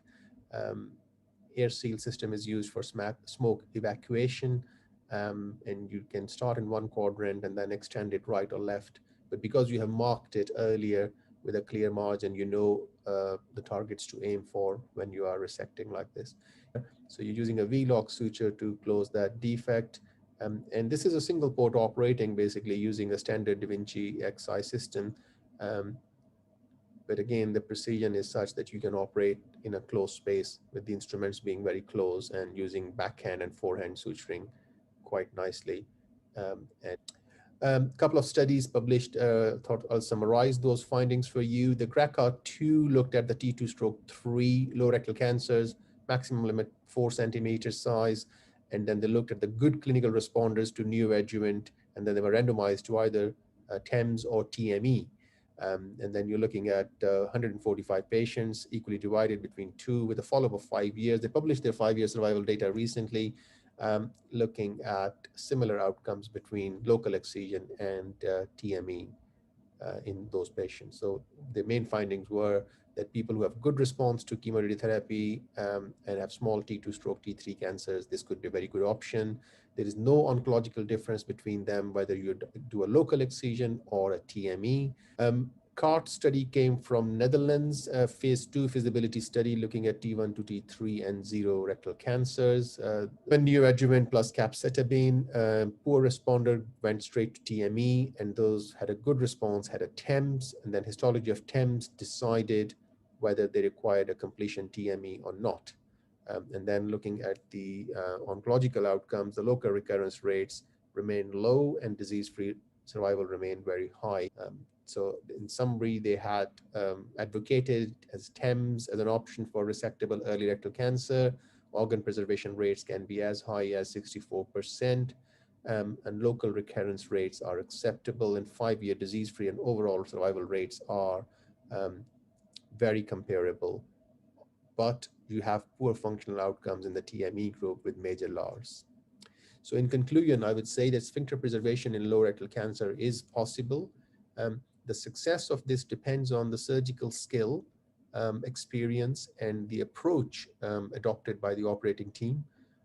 Patient age and baseline anorectal function will play a key factor or a key role in deciding between choosing an APER or an ultra-low anterior resection with intersphincteric resection. And a selective use of chemoradiotherapy can be very helpful. If you are able to get an R0 resection without chemoradiotherapy, then an ultra-low anterior resection with intersphincteric resection will be more appealing. But if you're using chemoradiotherapy, don't discount the option of local excision with TEMS and a strict follow-up and then surgery or salvage surgery for a regrowth or recurrence. And I think the organ preservation approach is going to take over big time over the next few years and may change the landscape for some of these challenging low rectal cancers. Thank you very much for such a nice lecture. Professor Han, I want to introduce our speaker, Professor HOMPES from Netherlands, who connects with us, and my colleague, Dr. Mahmoudov, who is connected as well. so we could have a great discussion. If you stay with us, as you said that you have a limited of time, but anyway, and one of my colleagues had a question, Dmitry. Thank you, Professor Khan. I have this question. It's more about terminology. It may seem a bit strange, but in Eastern world, we're a bit concerned. We would like to know your opinion. Microphone включи. Operation prostatectomy. Do you apply this term?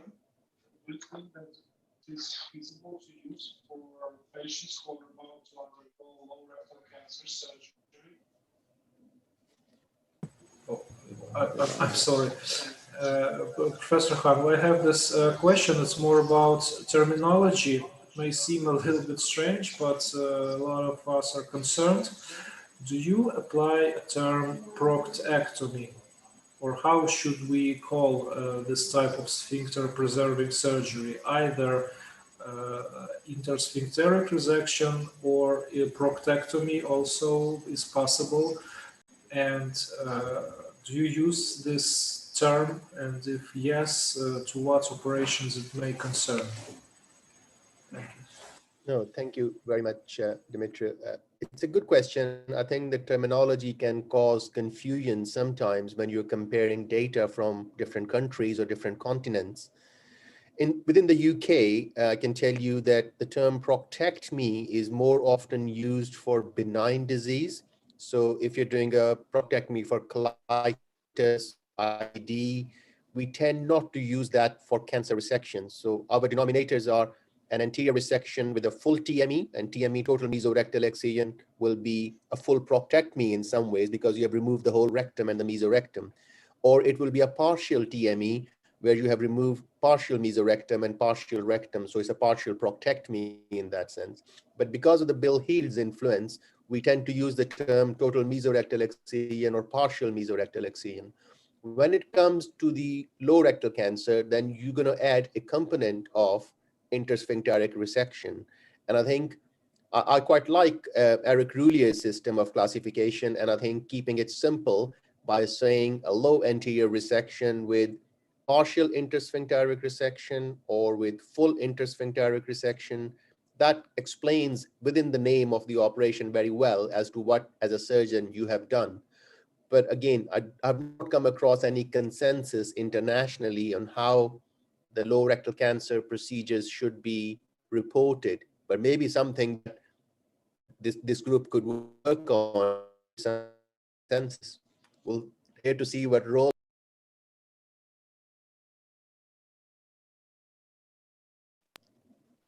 Yeah. Mr. Holmes, maybe you have some comments? I agree with Jim. It's terminology is very different. We in the Netherlands tend to speak about low anterior resections, ultra low anterior sections when you sort of end up with a hands-on anastomosis. But the main thing is that we all agree that we're doing a full TME dissection, and for lesions higher up, as Jim said, you could do a partial mesorectal excision. And then I think for we now finally have sort of an MRI defined or imaging defined definition of what entails a rectal cancer. That's important, one thing. And then there's also now an MRI definition, what is low rectal cancer. And then I fully agree with Jim, we should stick with the grade 1 to 4 Rouillet classification, because that also then determines what type of resection that you're going to do, partial, total, or an AP or an APE. Okay, thank you. So let's continue. So we have a lecture about transanal TME procedure as an alternative approach, indications, advantages, and disadvantages. Professor Holmes from Amsterdam Hospital, University Medical Center from Netherlands will present this lecture. Good morning, and thank you very much to the Ukrainian Society of Surgical Oncology to invite me to give this lecture on TATME, and these are my disclosures. and I hope that I can join you for a discussion later on.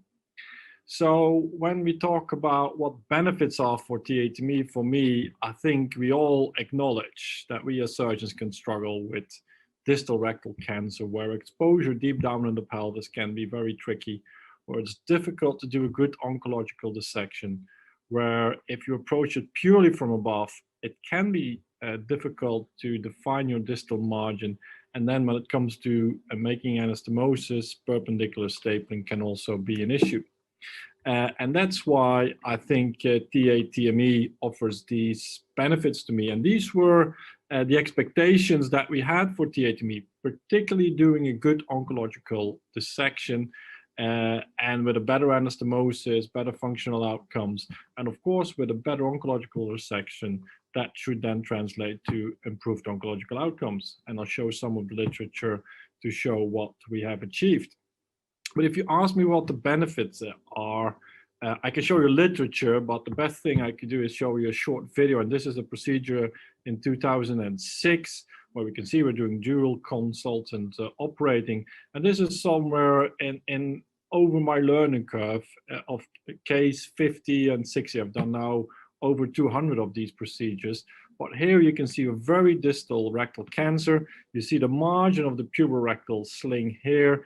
And TAT allows me to define that distal margin, and of course, occluding that tumor, making a good pursuing is crucial. And this is where surgeons might have made mistakes by not making that pursuing well, not washing out properly, and potentially causing tumor seeding. But if you do this well, here I'm marking 6 o'clock, you can then do a nicely perpendicular rectotomy and create a safe distal margin.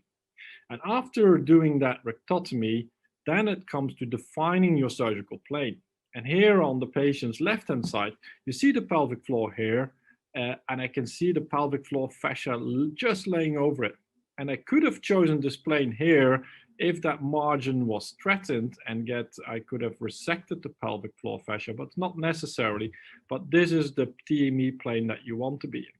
And now I'm opening this on the patient's right-hand side, again, identifying the fascia over the pelvic floor, and then trying to open up onto the TME plane, as you can see here.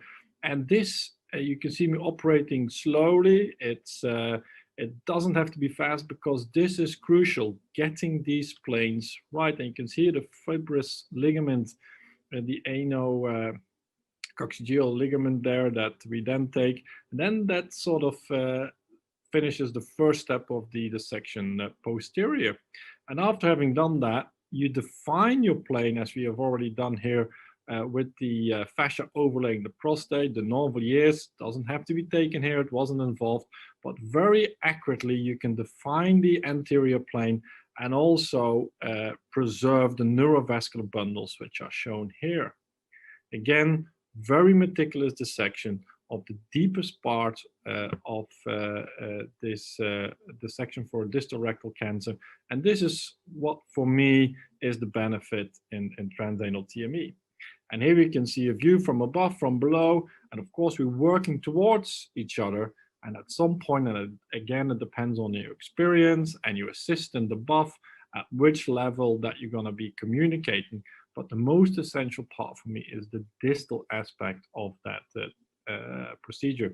Here you can see us communicating anteriorly, and I think everyone will agree when you see later on here, when we extract the specimen, that this is a bulky specimen in a very narrow pelvis.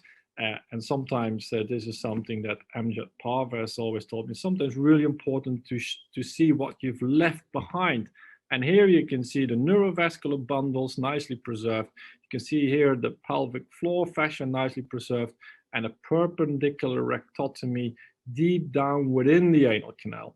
And in this case, you could choose to do a hands-on coloanal, but here we mobilize this cuff and did a hand-sewn anastomosis. As you can see here, I'm preparing the distal bursting.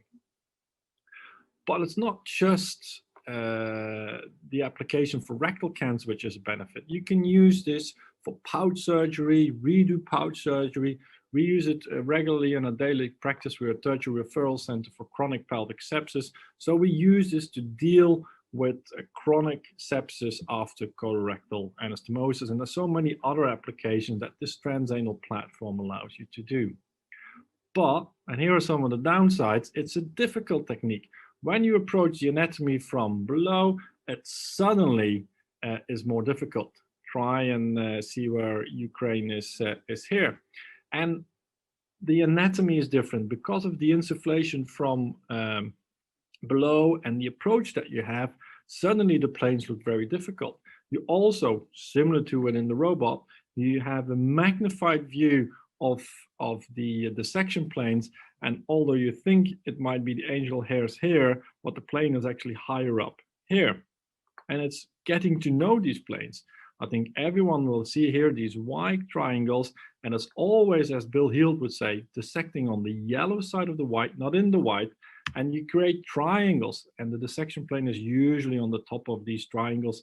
If you go too low, you create these halos because you open up a fascial layer, this is blown open, create a halo, and if you don't follow these planes, you'll get yourself in trouble. And this is a learning curve. You need to appreciate this anatomy and these meticulous dissection planes.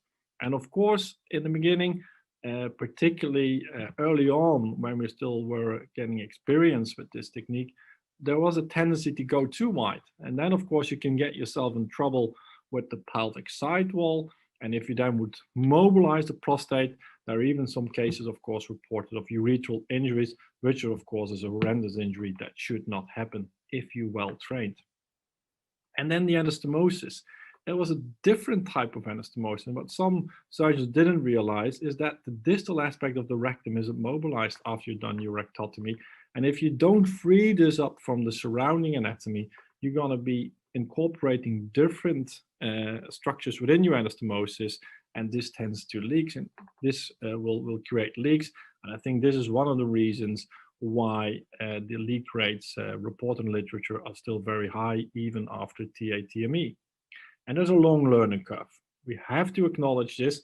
It is not similar, I think, going from laparoscopy to robot. Probably the learning curve for TATME is longer. And this is an experienced hands where you can see for low anterior sections, the learning curve is sort of around 45 cases in this unit from Florida. But you have to acknowledge that these are high volume surgeons. They're even the godfathers of TAMIS. So it's quite a high volume center, and 45 cases is quite a lot. So it's a long learning curve.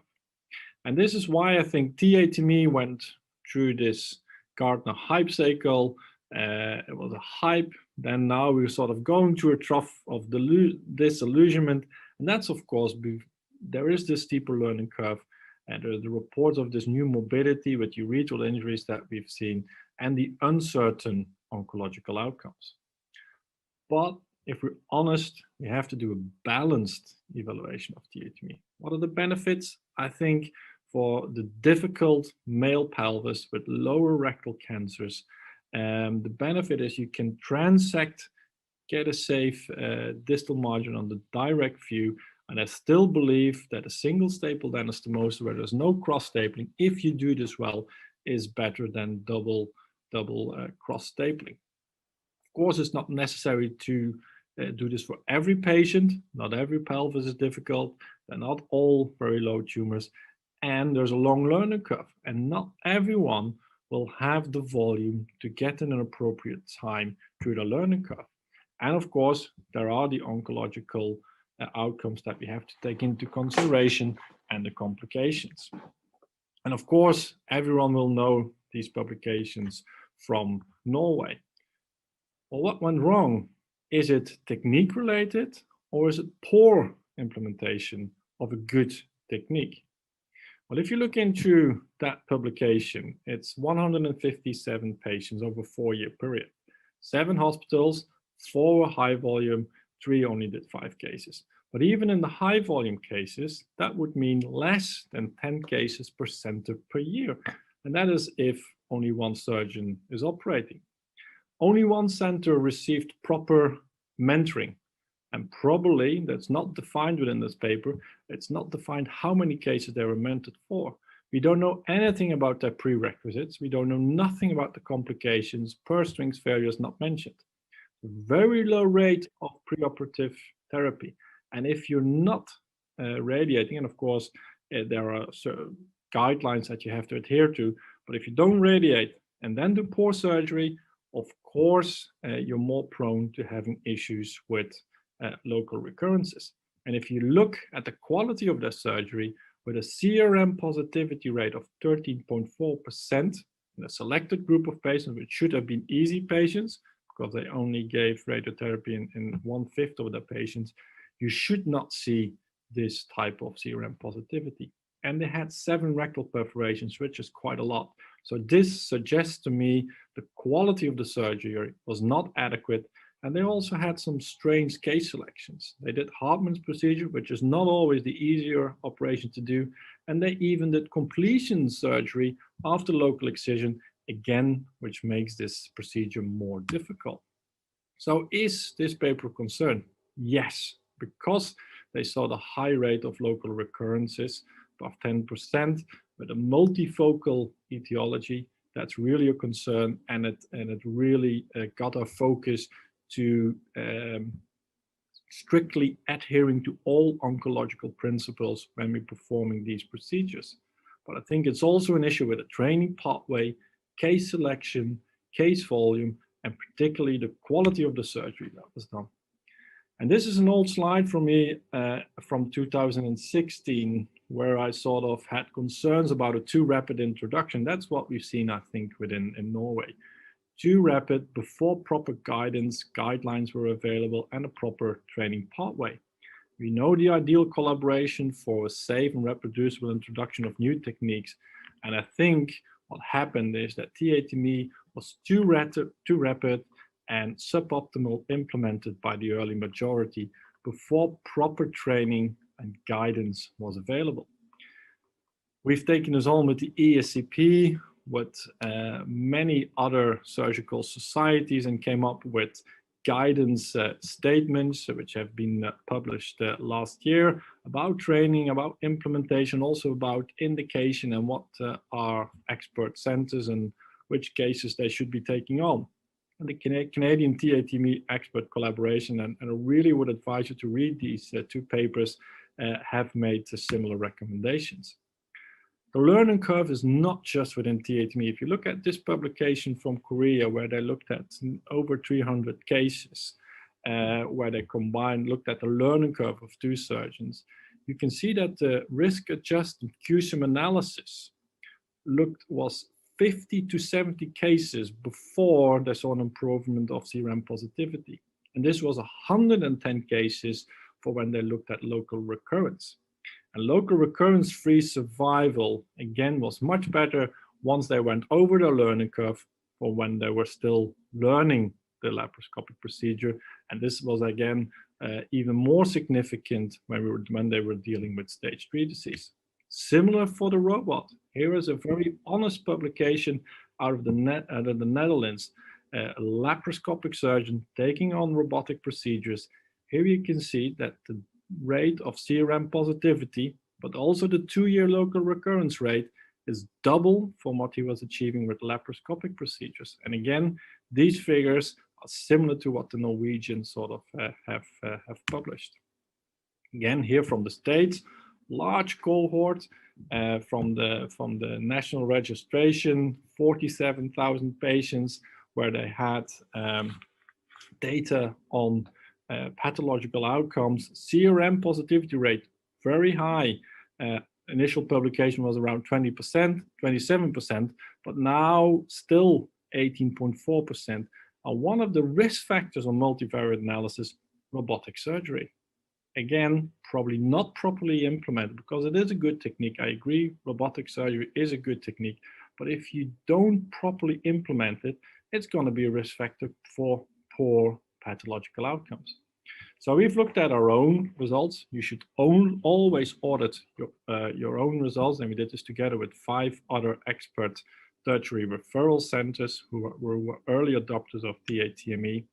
we collected nearly 800 cases.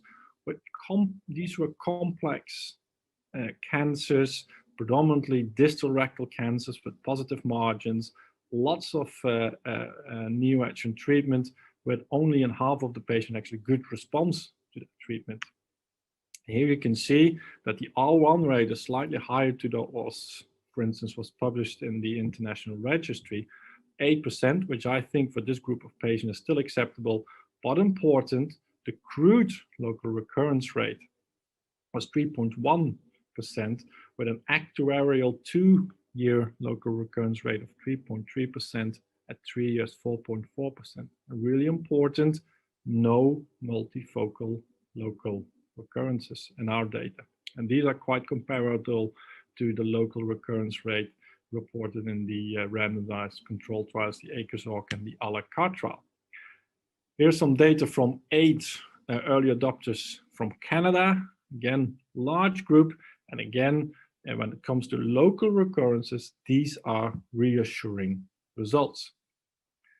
And this is sort of a table showing an overview of oncological outcomes after TATME. You can see here the publication from Norway, from Portsmouth, but also publication from the Netherlands, where they showed 10% in their initial cases. Again, they also published an extended experience results. And there you can see the local recurrence rate dropping to 3%. Other series, here is our series, some other series with good high volume numbers showing low rate of local recurrence, fortunately for TATME. And of course, we are looking at TATME within a randomized control trial, the COLOR3 trial, which Yuri and Tuinman is doing an excellent job with. And we're sort of halfway through recruitment. I'm pleased to say that at the time of the safety and interim analysis, halfway throughout the trial, there were no differences in serious adverse events. And really important, no differences in local recurrence rate and no multifocal local recurrence rate. So it's really important that this trial is done. Although surgeons' equipoise is becoming an issue, but we are awaiting these results, and of course of the other ongoing randomized control trials, the GRECO-11 and the Chinese TALA trial. So my opinion, the benefits of TATME, we have to acknowledge some of the potential difficulties and complications that we've seen with TATME, but it has a future. I think the full stop that was proposed in Norway might have been good for Norway, but I think everyone should audit their own results. And if you carefully implement it, TATME could be a very powerful tool. You have to adhere to the guidance statements that were put out by the ESCP and are supported by many National Surgical Society and also the Canadian guidance statements for safe implementation. I think it can be useful and very effective in specialized centers for difficult rectal cancers, but also for other pathology. And I think we have to sort of talk about widespread adoption of these specialized techniques versus centralization in tertiary referral centers for these more advanced techniques, which also then are used for more advanced pathology. So I thank you very much for your attention, and I hope I can join you for discussions later on. Thank you very much. Thank you very much, Professor HOMPES, for such a nice talk. We have several questions, but Professor Han wants to talk as well about that and comments. Yeah. Yes, no, ROEL, thank you so much. Absolute pleasure to hear you and taking us through the journey of TATME, and not only for cancers, but the approach could be used for a variety of indications, as you mentioned in your talk. It's a great technique, and I'm a fan of transanal access and transanal platforms, and I think it's sad to see that some people have taken it on too quickly without preparation and trying to get results that we got. You touched on that the training is important, and learning curve for these complex procedures, regardless of the technique, is very high, regardless robotic or laparoscopic or TATME. My question was, with your training hat on, are you aware of any training platforms like simulated platforms, or, I mean, simulation in general surgical procedures has been really bad in general, but are you aware of any specific platforms for surgeons to brush up their skills if they are interested to take up TATME?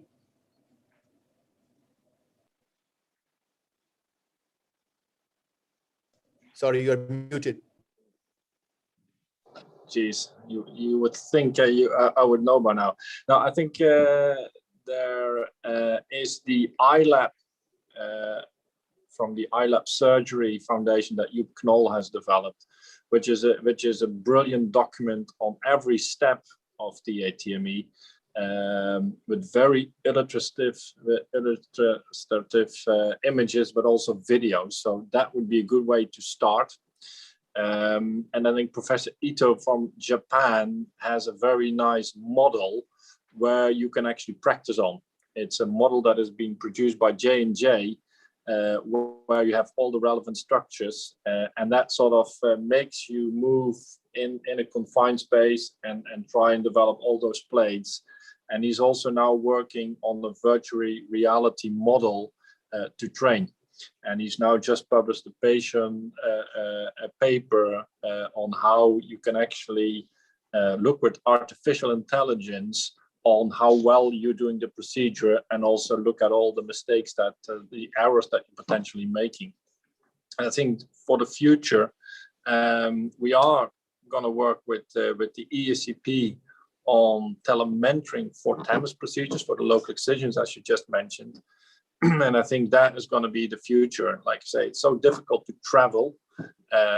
We just had the COVID restrictions, but also before that, everyone has such a busy practice. But it is really essential that and I think for the first procedure is definitely necessary that someone is there with you. But then you can go to telementoring, that someone can look with you through a procedure and then can make adjustments when you're struggling, because it is usually when you start going outside of the planes that you get yourself into problems, and it's before then someone can intervene and stop you from doing that. Because, like I say, it's a complex procedure. It's the anatomy from a different point of view. It's the same anatomy, but it looks completely different. But there are tips and tricks and that someone, I think, remotely can point out so that you avoid the major mistakes. And of course, the Norwegian data was important, but it focused our minds, and I think it stopped lots of surgeons doing it who weren't doing it properly. So it's a shame that patients had to suffer from it, but I think it focused everyone's mind again, and looked at proper training again for this procedure. Sure. I'm sure there will be lots of questions for you from the audience as well. I just had one very brief question as well. You mentioned one indication for TATME, which is about dealing with the anastomotic leaks and the chronic non-healing sinuses. And I think that primarily is an indication where you will not find many other approaches competing for you for TATME, because it's very, very difficult problem to solve. And I think a TAMIS or a TATME approach offers you a very good solution to a difficult problem. My question was, there are surgeons around the world who face these patients on a daily basis, and regardless of whether they had a laparoscopic operation or a robotic operation, if they have a non-healing chronic sinus at the back, are you aware of any resources that you are sharing with your community or trainees and surgeons to look up to learn that? Or is the learning curve for that is the same as it would be for a rectal cancer procedure? I think it's probably a more extensive learning curve. We at the moment are the only referral center for chronic pelvic sepsis. What we are going to do within the Netherlands is a training program to deal with the acute leaks, to prevent them from becoming chronic sinuses, where we're going to teach them. And again, telementoring and teleproctoring will be part of that, is where you use endosponge and then early surgical closure of that defect to prevent chronic sinus. But again, we give lectures on this, but the technique itself is very complex, and the difficulty is it's reoperative surgery, and it's getting control of that local sepsis. And that local sepsis can be confined, but it can also very easily spread into obturative fossas, and you have to clean everything out to be able to get that sepsis under control. And that's where the transanal access is really necessary. And for us, TATME is now the easiest procedure that we do, because we now do all these redos and the chronic and the redo pouches. And for that, the transanal platform is brilliant, but there's no real learning curve defined for that yet. No, I think that's a very important message, that don't try this at home just by watching it, because this is one step further up from TATME practice. Yeah. Thank you very much. Yeah, thank you, Mr. Professor Hompes. There are some questions from auditorium, but I want to sum up to make it a little bit shorter. That the main message of that questions is a right indication for transanal TME. How should we select the patient which could be, like amenable for that kind of technique? And regarding TNM stage, and the BMI, for instance. Yeah. So when we looked at risk factors for poor pathology, we have seen with analyzing nearly over 2,000 patients from the registry that BMI actually doesn't impact on the surgical quality when you use TATME 4. So BMI, when it comes to TATME, it's not an issue anymore. The issue is with the abdominal team trying to get the splenic flexure down. So then you wish to be at the bottom part. I think any cancer where you know that you're going to be struggling from above with access or margins, that's where TATME can provide you help. There's now just a very nice paper, only 11 patients looking at T4s, where they had to do beyond TME surgery. Again there, because you've got a great view of these surgical planes low down in the pelvis, similar to what an experienced robotic surgeon probably can achieve, you can go beyond TME very easily. But that's when you've gone beyond your learning curve. And that's, I think, a bit of an issue that is for debate, is when do you start doing these cases? Do you take these cases on early on your learning curve? I would say no. You first have to get over your learning curve with standard cases. And for me, I would say you start with cases where if you get in trouble from below, it's easy to finish it off from above. So initially, yes, there might be females in there with a smaller tumor, but at least you get your experience up. And once you get over your learning curve, and I've just shown you that's around 45 to 50 cases, then you can start taking on a more advanced cases, and then bulky tumors, low tumors, tumors with threatened margins are ideal for TATME, but only when you've gone through your learning curve. And in Japan, now they start doing the lateral lymph node dissections, also from transanally, because very easily you can go outside of the plane and take these lateral lymph nodes off. But again, this is only in experienced hands once you've gone over your learning curve. Oh, thanks. Actually, one of our participants asked about the possibility of lateral lymph node dissection, whether it's possible from that approach. So yeah, there are a few publications now on that, and there's even a very nice video from Professor Ito on this. But again, don't start doing this, because you will get yourself into trouble. This is only for high volume experienced transanal surgeons. Okay, thank you very much. Thank you very much for your answers. And please, if you have a time, stay online with us. And we will discuss a little bit later after we finish all of our lectures. Maybe some other questions come to discuss. Yeah. So next lecture, our president of USSO, Lukashenko Andrey, will present all together with our clinical oncologist, Veronika, about the convergent treatment strategies in the treatment of rectal cancer, the opinion of surgeons and clinical oncologists. Dear lectors and dear participants, many thanks for your interest to my topic. and I will continue the presentation of previous lectures. And it will be a surgical view on a possibility of conversion therapy. And in continuation of previous lecture, I want to emphasize some points in conversion therapy for advanced rectal cancer. And in this team, I want to show you one more time German trial when we have comparison of surgery and chemoradiotherapy before surgery. And this presentation I want to cite one more time in a view of complication after chemotherapy in compared to arm with primary surgical intervention. And from this data we can see that almost no difference in possible toxicity after chemotherapy, the main chemoradiotherapy. The main toxicity was diarrhea, not so severe, and more interesting that the postoperative complication after chemoradiotherapy was not so severe. There is no clear difference between surgical arm and neoadjuvant arm, and the level of anastomotic leak was the same, postoperative bleeding, the live wound healing, and so on.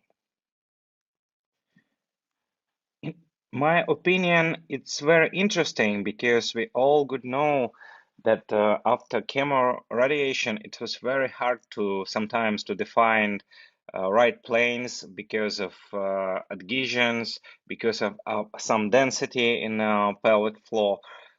And in view of this changing, there is very interesting that this investigation with a good quality of data do not show any increasing of postoperative complication.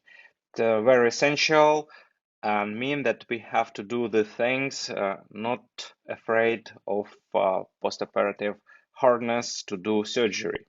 But then I wanna mainly show you possibility of conversion therapy for more advanced colorectal cancer, especially with a cancer with distant metastasis.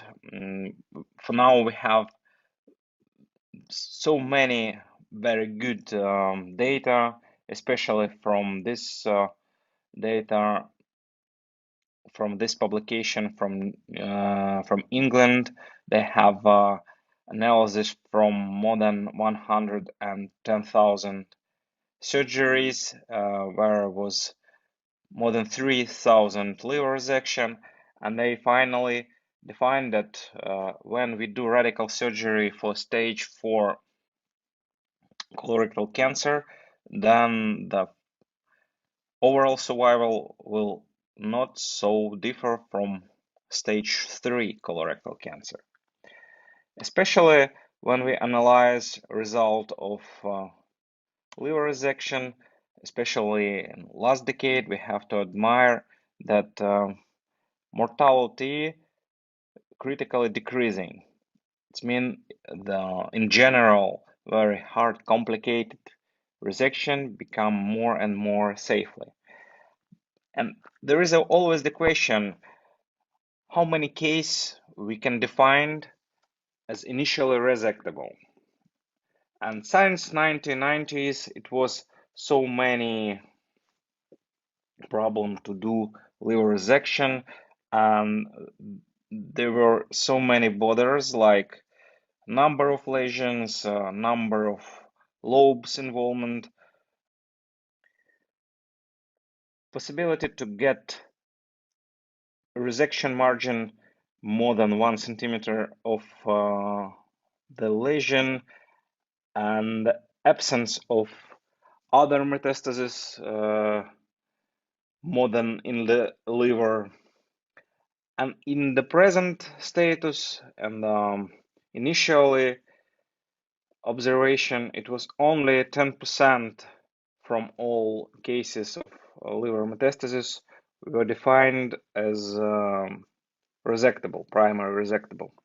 But for now, we have some extended possibility for surgical resection. We can do resection simultaneously with primary tumor, with other metastases in the lung or ovarium, and we also can do more extended resection with multiple resection of different parts of the liver. We can do laparoscopic liver resection. We can do reconstruction of vascular structures. And all these approaches can start thanks to our knowledge that liver can quickly regenerate. In example, our case after right hemihepatectomy, when we have almost twice liver volume increasing after only 3 months of the surgery. And this knowledge can give us extension for initial resectability almost 2 times. And for now, we have only one restriction for liver resection. It's actually sufficient liver remnant. It means that we have very accurate calculate if it enough to spare liver less than 35% or 30% from some publication, but all this calculation depends on a lot of additional data. And in this view, of course, we look for possibility of conversion. For example, in this, I think, very hard case in view of density of liver lesions. And starting from new agents for chemotherapy, we can finally define 3 main active agent is oxaliplatin, it's oxaliplatin, irinotecan, and fluorouracil, and they can give us conversion up to 56%. Is quite high when we start to compare other tumor location, for example, pancreatic or gastric cancer. And from multicentric trials, we have data that chemotherapy alone can give us response rate from 34 to 40%, with R0 resection rate from 2 to 3%. Then, if we additionally put in the combination of classical anti-cancer agent some new, completely different agent with a targeting type of action, we can very effectively improve overall survival as well as response rate, which is very essential for us as for surgeon.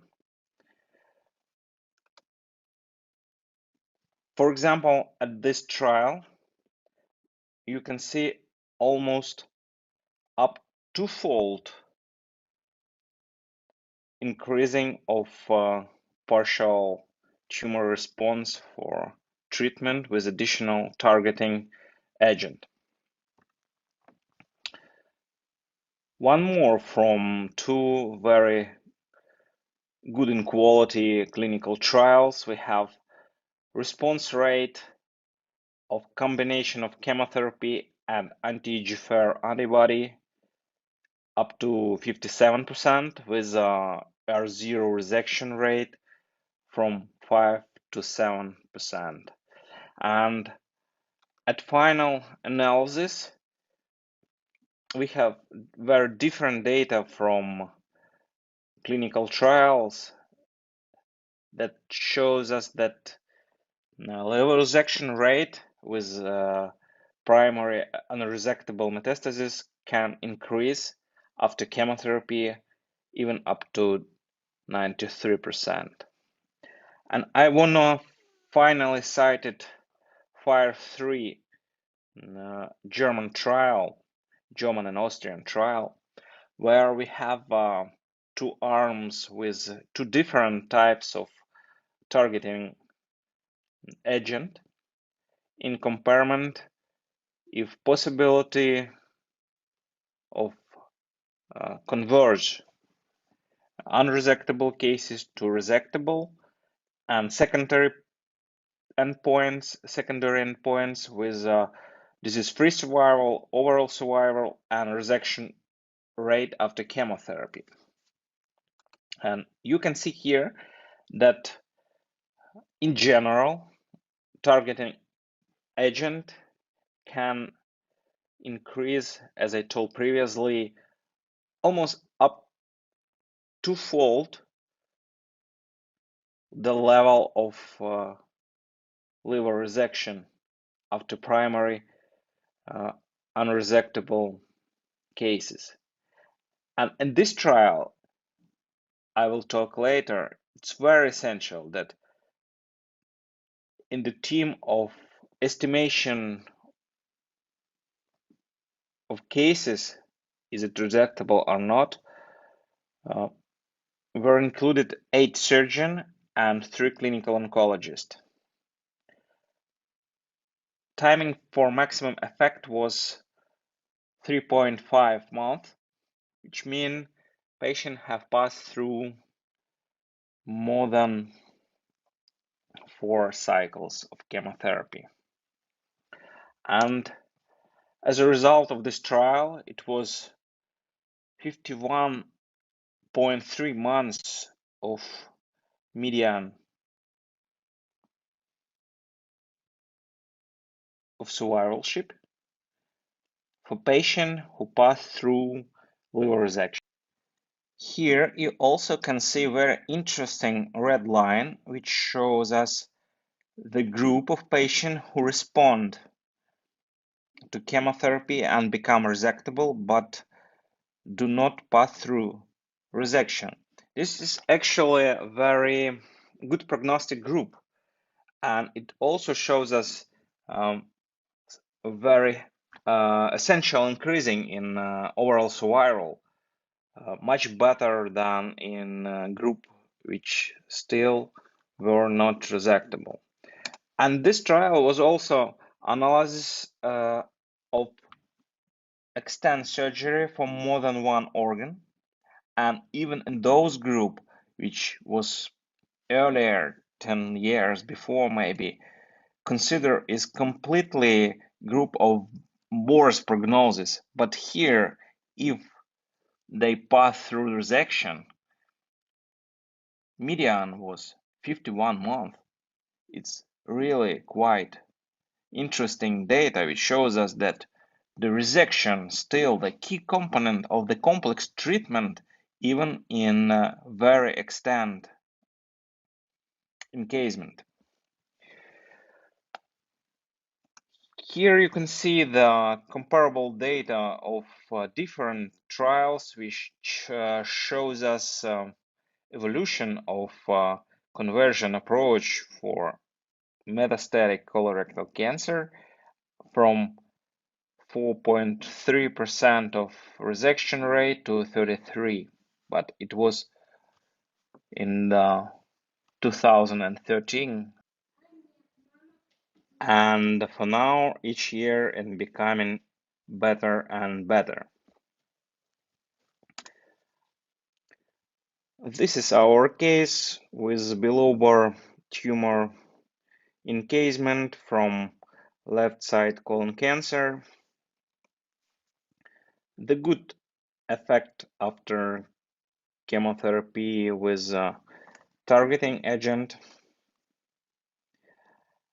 and also you can see this lesion on the frontal, on the axial reconstruction, and also the question what we can get on resection margin, what will be enough resectional margin, and in viewing of all modern technique, including ultrasonic dissection, coagulation, different device like water jet dissector, we have data that destruction depth after these new devices can be from 1 to 3 millimeters.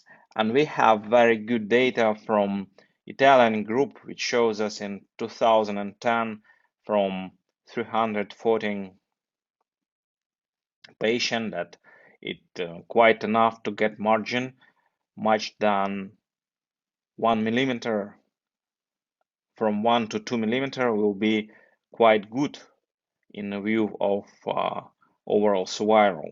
And this group renew their data and shows us in 2015 from the group from 114 patients that this approach also the same when you do laparoscopic liver resection. It means that in our case it will be quite enough to get 1 millimeter using modern surgical devices. Short question about anatomical and non-anatomical resection. They don't show any difference in both the groups. The main point is to get R0 resection.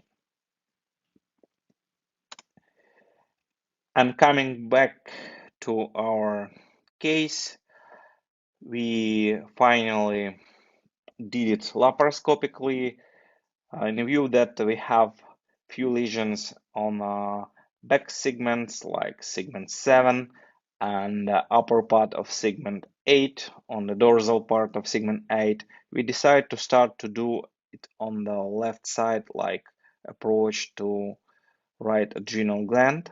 You here can see the port placement.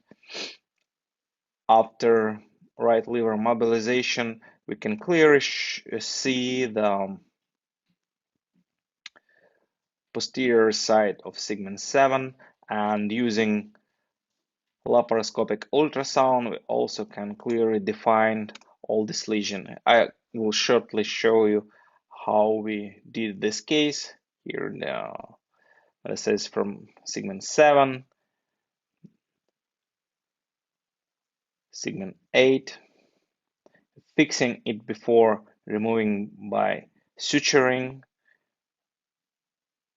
After that, we turn patient on the back and in usual way perform removing of next 5 metastases. We use the bladder as a point to hanging liver, remove metastasis from segment 5, then do the traction of the surgical table to the right side to view with optic devices with angle 45 segment 2 and finalized our resection with removing of this part of the segment 3. Okay, finally we can see on the pathological table all the 8 lesions with final pathological estimation of R0 resection margin, but all the things we did after good response to chemotherapy combining with targeting therapy. In this case, and then the same situation when we have a patient with multiple liver encasement or with multiple liver lesion together with lung metastasis, we start to use aggressive approach to define appropriable group for aggressive surgical resection.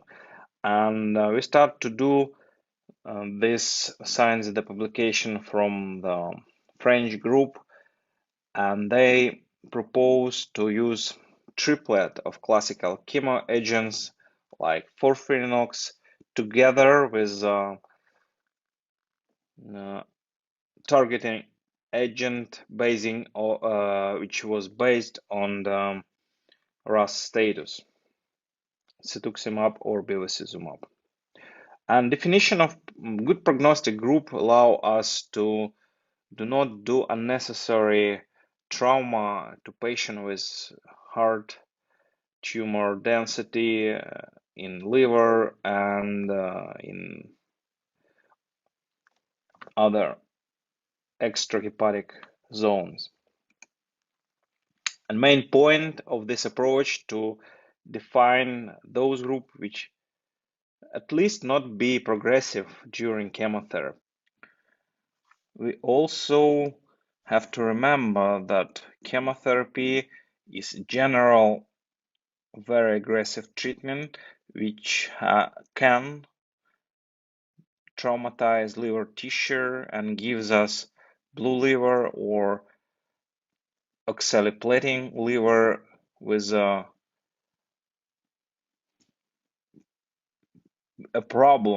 big problem during surgery, mostly the same like you operating liver cirrhotic cases.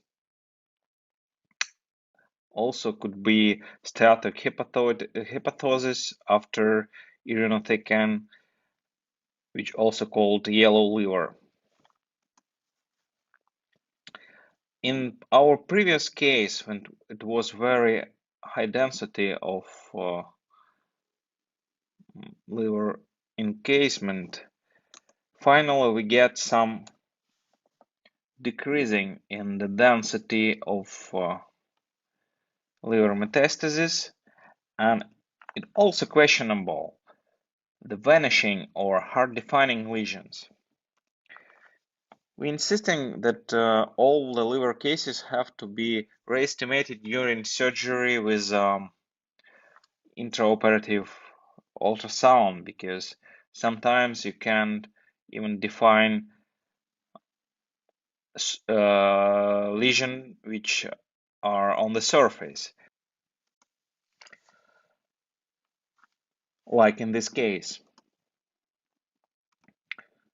We also try to use laparoscopic ultrasound device during laparoscopic liver resection, because everybody knows that you can use your fingers to adequately palpate liver surface especially if the lesions decrease during chemotherapy.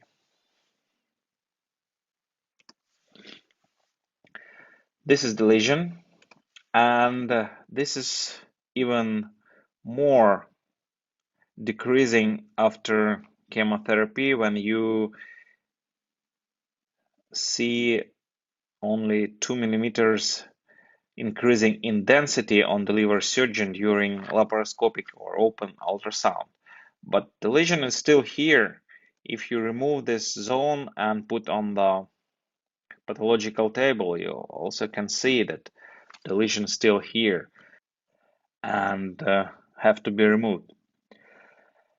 And at the end of my presentation, I want to cite you this very famous publication when, after end of the investigation, enthusiastic group of liver surgeon re-estimate patient who was previously described as unresectable, and after very precise re-estimation with a professional who do liver surgery, they find that half of the patient who was previously resectable was defined in a group of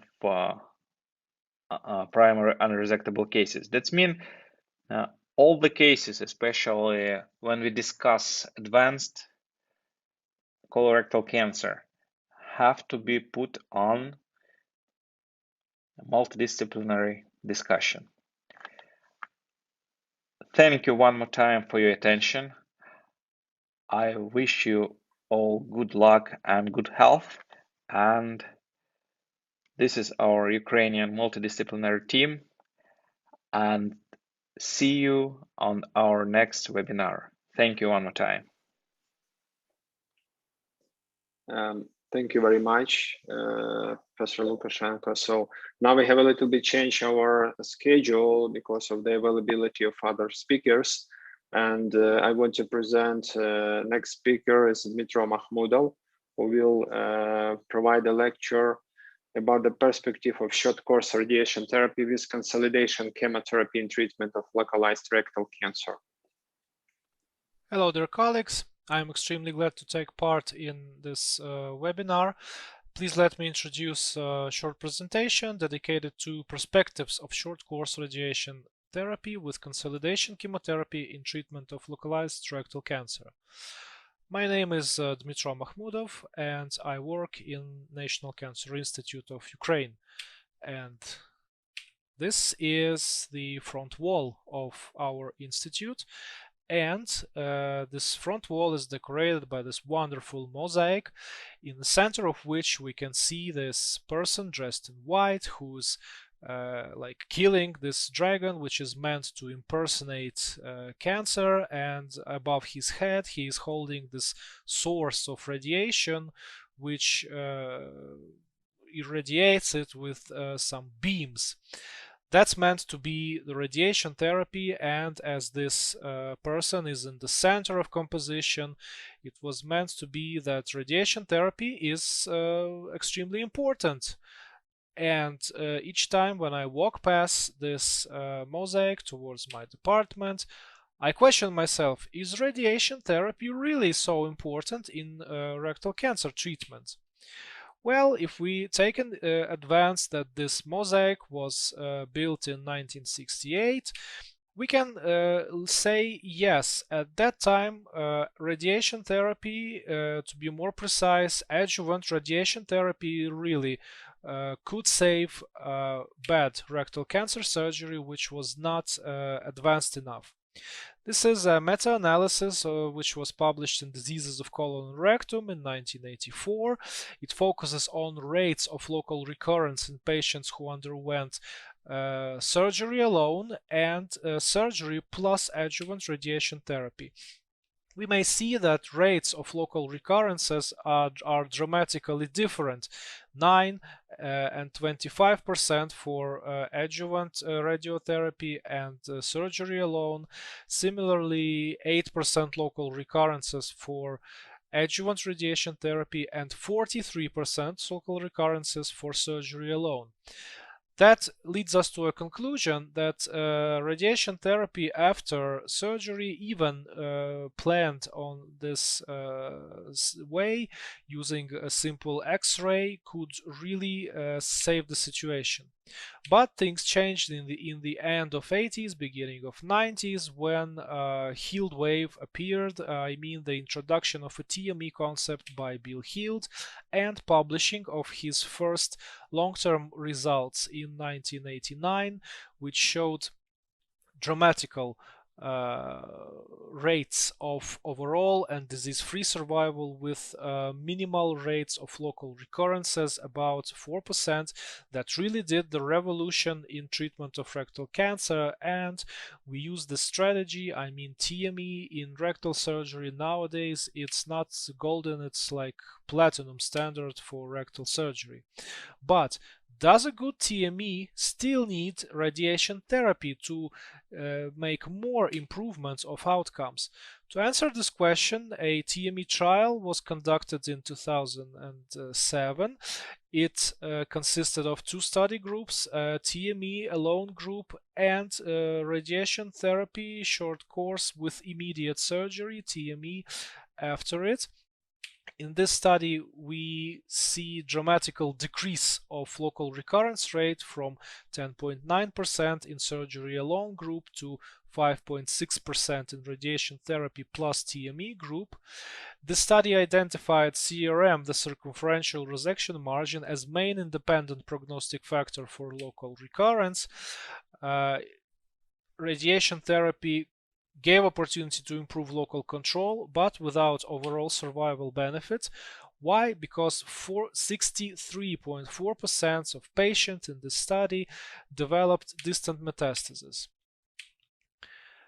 But if we know that CRM is the main factor for local recurrence and local failure, should we give influence to the CRM before surgery or after? To answer this question, the German trial was conducted in 2012. It had 3 treatment arms: the surgery alone group, adjuvant radiation therapy, and neoadjuvant chemoradiation therapy group. And the study showed that the best rates of local control were achieved in preoperative chemoradiotherapy arm, but also without benefits in overall survival, neither in pre or post-operative arm, and reason was the same. Rates of distant recurrences were quite similar, about 30%, nearly 30% in both pre and post operation chemoradiotherapy arm. Another way to improve local control and increase the number of sphincter saving surgeries and another organ sparing surgeries was the escalation strategy for radiation therapy. It was based on this model published by Ann Appelt in 2013. This is very known publication among radiation oncologists, and main conclusion of it was that maximal probability of achieving a complete clinical radiological response in rectal cancer is when the overall dosage of radiation therapy is over 70 gray. It is either achieved by distant radiation therapy with boost or by applying brachytherapy, but anyway, this strategy improved rates of complete clinical response. It gave impact on reduction of local recurrence rate. It opened more opportunities for local excision and for applying watch and wait strategy, but still no impact on distant recurrence rate. So to make an example, we see an MRI of a patient with a bulky T3 rectal cancer. He has positive mesorectal lymph nodes, but he's CRM negative and EMVI positive. So to achieve the best oncological outcomes, do we really need a chemoradiotherapy for this resectable rectal cancer lesion, or there might be some other way? Another way to optimize neoadjuvant treatment and to reduce distant recurrence was by adding oxaliplatinum to a chemotherapy regimen of standard chemoradiation therapy. This is a result of a German study, which was up to now the only one finished study which showed not only improved local recurrence rate, but reduced rate of distant metastasis and reduced rates of treatment failure, which means progression during either chemotherapy itself or a waiting period. But it is only one trial out of 4 randomized complete trials with similar design, and the main disadvantage of this approach by adding oxaliplatinum is increased levels of toxicity and adverse events, which made the strategy not so very popular. To our concern, except toxicity and adverse events, there are other significant disadvantages of chemoradiation therapy. First, it is a time-consuming treatment. It takes quite a significant time to perform it, and then there is this latency period. Chemoradiotherapy is a proven risk factor for anastomotic leakage in cases of TME surgery. Chemoradiotherapy carries risk of delayed adverse events, which are united as a concept of pelvic radiation disease introduced by Andrey. These delayed effects of radiation impair sphincter function in future. Of course, toxicity is greater with chemoradiation therapy, and the main disadvantage, of course, is absence or insignificant impact on distant recurrence rate. So, to illustrate the adverse events of chemoradiation therapy, this is the data of our study performed in our institute in 2014.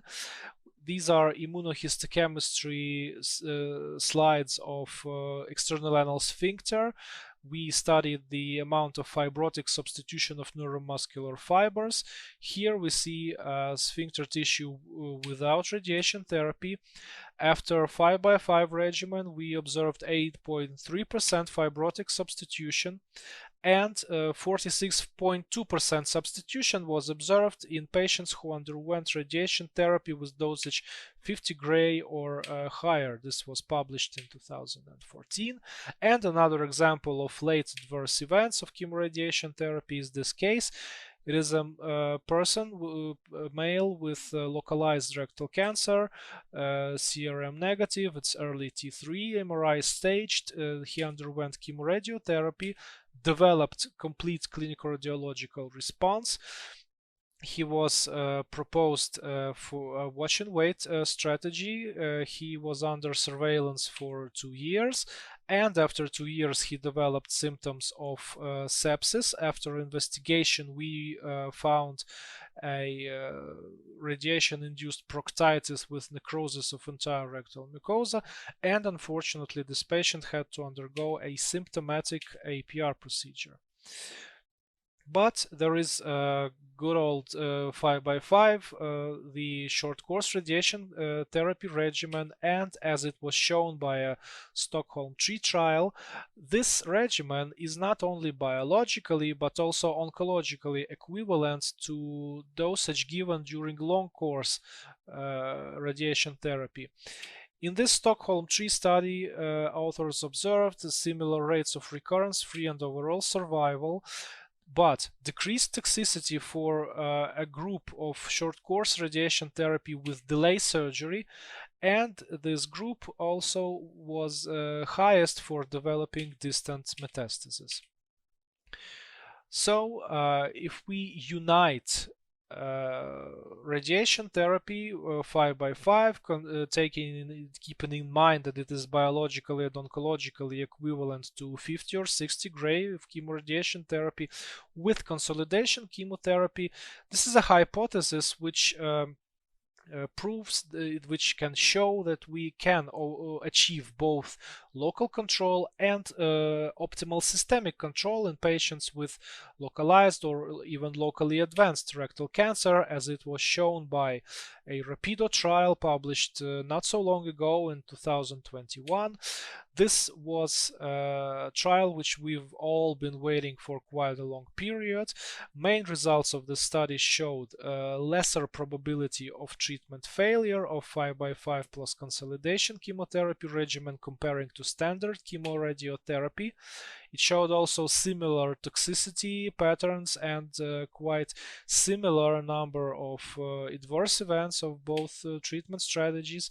And unlike chemoradiotherapy standard, this treatment strategy gave opportunity to decrease the rate of distant recurrences, and as it was shown on this graph at 5-year point. So we see now that short course radiation therapy with consolidation chemotherapy is becoming a new golden ratio in neoadjuvant treatment of rectal cancer, and to our concern it gives bright opportunities not only for this category of patients but for patients with metastatic disease as well. As an illustration, a clinical example of this situation, this is a woman with T3 low rectal cancer which was CRM positive with positive lymph nodes with invasion to external anal sphincter. Together with that, this patient had unresectable liver metastasis bilobur. This patient underwent short course radiation therapy with consolidation chemotherapy. She was restaged after that, and we observed significant regression of primary tumor. It was staged as radiologically as MRTRG2 with significant fibrotic substitution, and together with that we observed a 40% decrease of target liver lesions. This patient underwent APR with first stage hepatectomy. This operation was successful. Now she's undergoing chemotherapy and getting ready for second stage hepatectomy. We hope that she'll be doing well. And finally, this is our short data results of our study, which we are now proceeding with.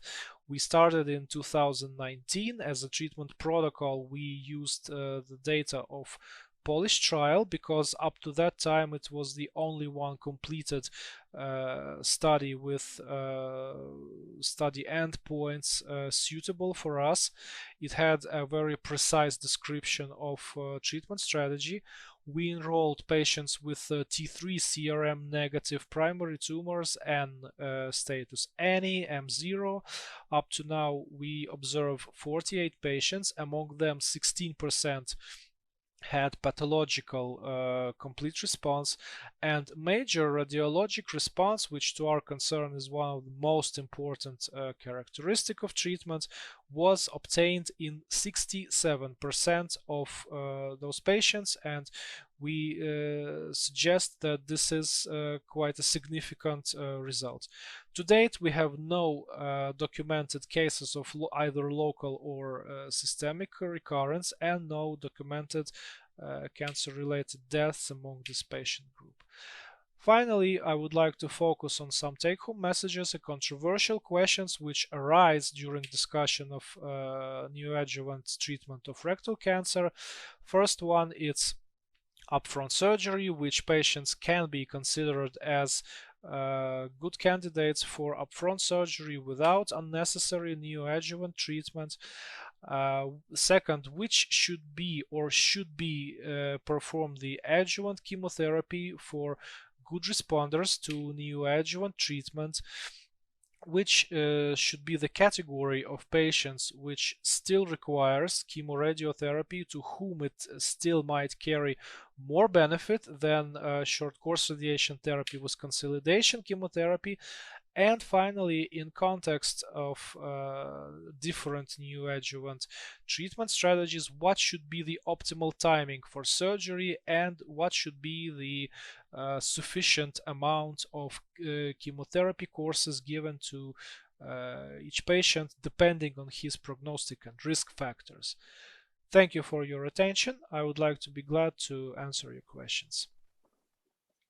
Thank you very much for such a nice lecture.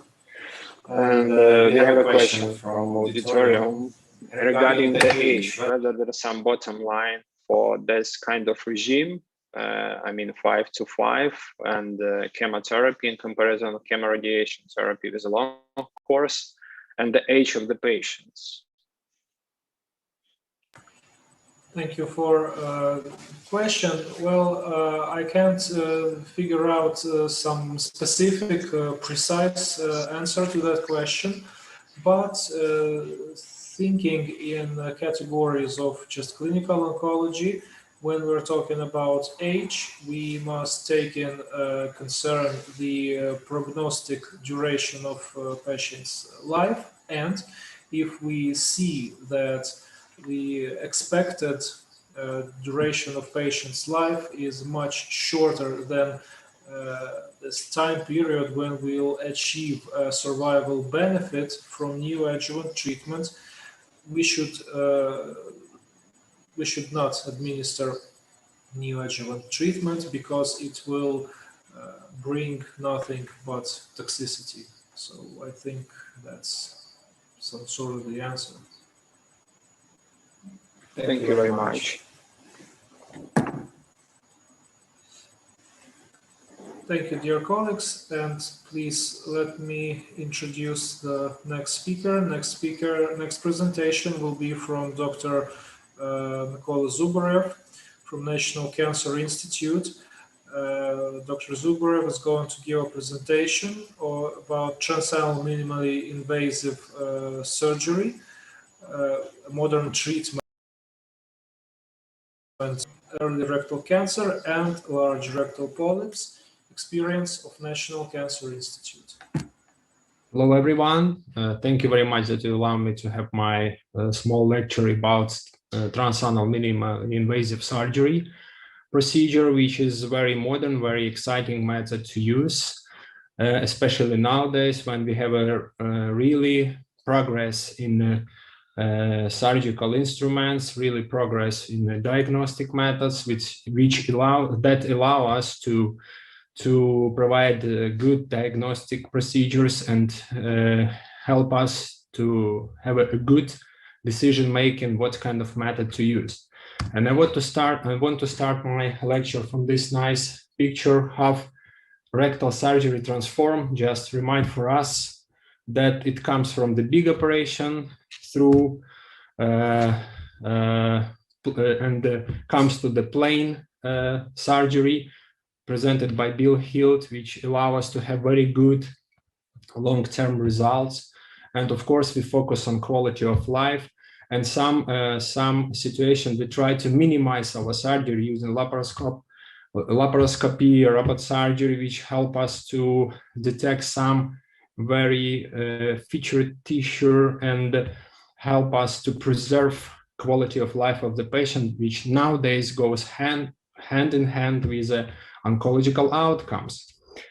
And the same happens with transanal endoscopic operations, which comes from 80s when the rigid system were introduced, like Wolf by Karl Storz company and Booth, that requires special instruments that help us to operate tumors allocated from 0.25 to that up to rectum, and there are many pros for that method that help us to manage a difficult situation in rectum.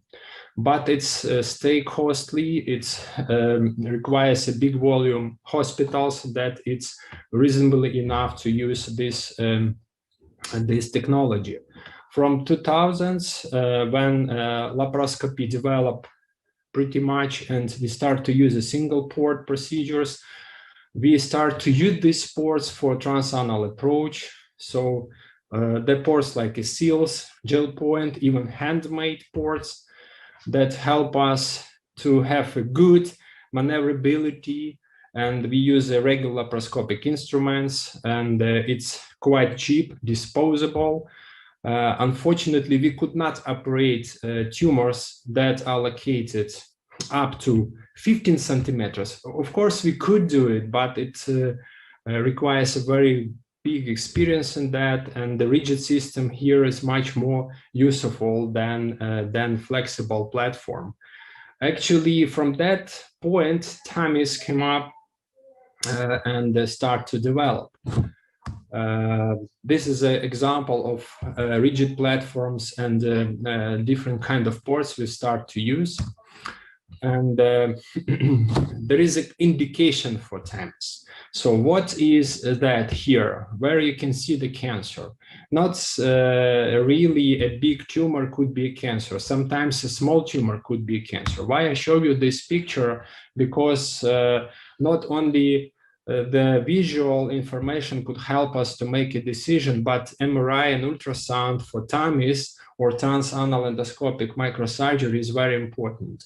So to make to have a decision making in the right way, we have to assess all of this information. And when we talk, all of us know how to deal with rectal cancer, considering modern approaches in treatment. And on our MDT, we review MRI, CT, colonoscopy reports. And as we see from that picture, it's not easy to decide when we have just visual information. So even sometimes morphology report from biopsy sometimes is not reflect a real situation. So when we start to think about the transanal microinvasive surgery, we should focus on the method of diagnostic which help us to decide. First, it's there are some information come from European Association of Endoscopic Surgery from that article about the submucous layer invasion, and a very nice guideline version 1 2021 from NCCN, which is very useful to use for all of us, and we always accept it. There is information which is not developed, which is not changed a lot, but we have some new information, and I talk about this later. But we should always consider this important information regarding the cancer, such as circumferential of bowel, which occupied by the tumor less than 30%. The size should be less than 3 centimeters in diameter. Margin clear at least several millimeters. T1 tumor, G1, maximum G2, no lymphovascular invasion, no perineural invasion, and within 8 centimeters from anal verge. Why we should consider all of this? Because it helps us to operate the case with good exposure, with good vision, with good short and long outcomes. About the submucous layer involvement, there is some information and some articles suggest that submucous level extension of the tumor reflects lymph node involvement later, like long outcomes. So in T1SM1, when the tumor just on the beginning of the submucous layer infiltration, lymph nodes involvement could be just around 3%. But if it comes deeper, especially T2, there is a big difference in percentage, 25% in comparison with T1SM1, just 3. So submucous layer involvement we should assess very carefully before to plan the TATMEs. So come again to the guidelines of version 2021 and CCN.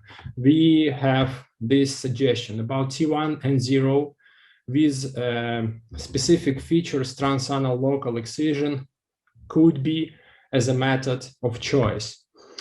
What is the high and low risk features, which is very important to know when we have a pathological review of the specimen or before the operation we have it, such as low risk T1SM1-2, grade 1-2, lymphovascular invasion negative margins. So recurrence rate goes around 5%.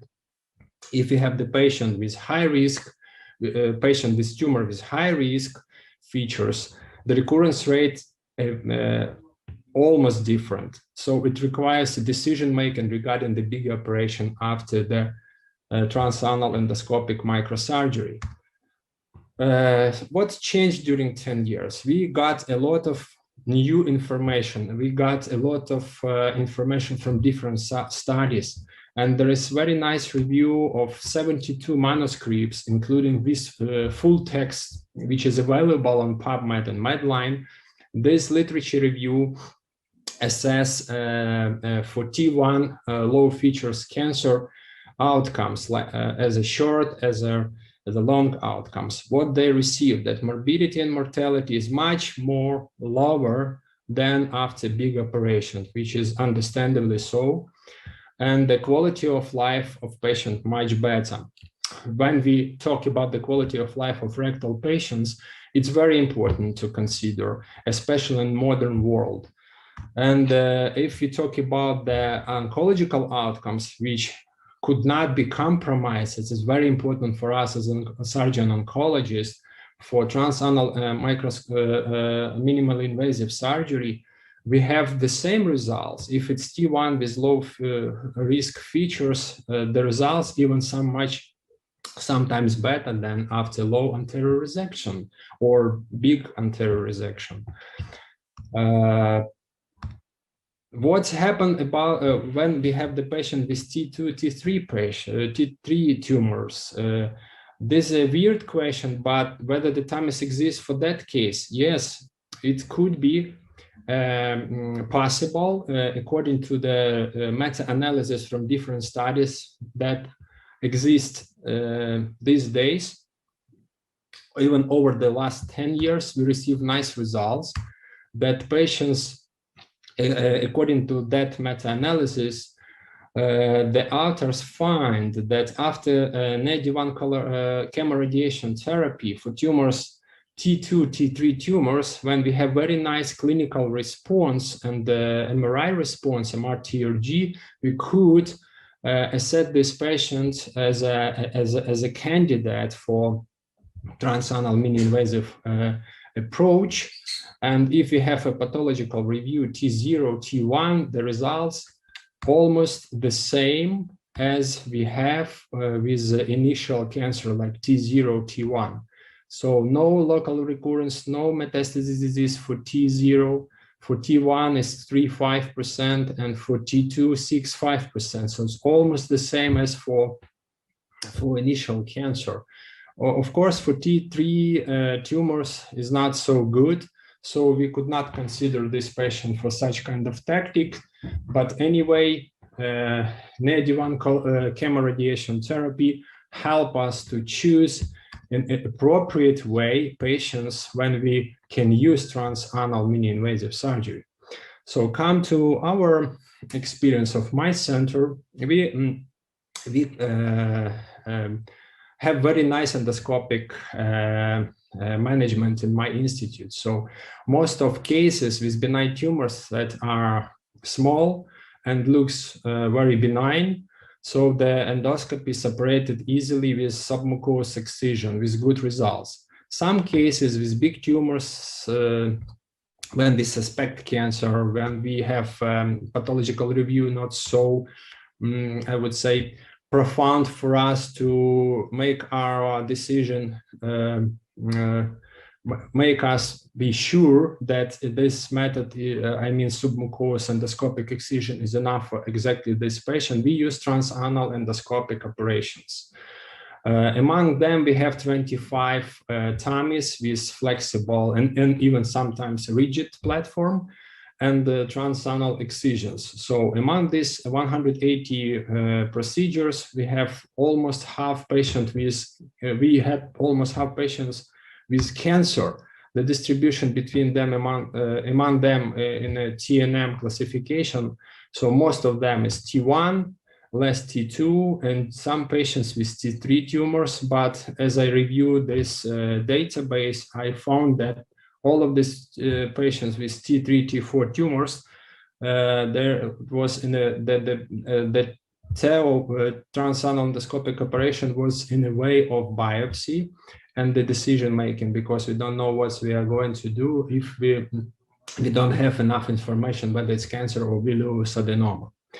And one case was T3, TN2 when we resect a big tumor from the rectum, but with full thickness, but the patient unfortunately didn't want to get a big surgery. And after that, within 43 months, this patient got metastasis disease in the liver. That's one of the examples how it can be. Among TATME's procedures, we have 17 cases with submucous excision when we suspect cancer, but we don't have any information about whether the cancer exists there. But pathological review revealed T and C in 6 cases, T1 in 1 case, T2 in 1 case, even a neuroendocrine tumor in 1 case. Local recurrence happens in 1 case, T1 and 0M0, 6 months later, and this patient was operated. Survived just 14 patients, among them 3 patients died due to progression disease, 2 due to other diseases. In full thickness cases, we don't have any recurrence, and survival pretty good without any cases of recurrence disease and death.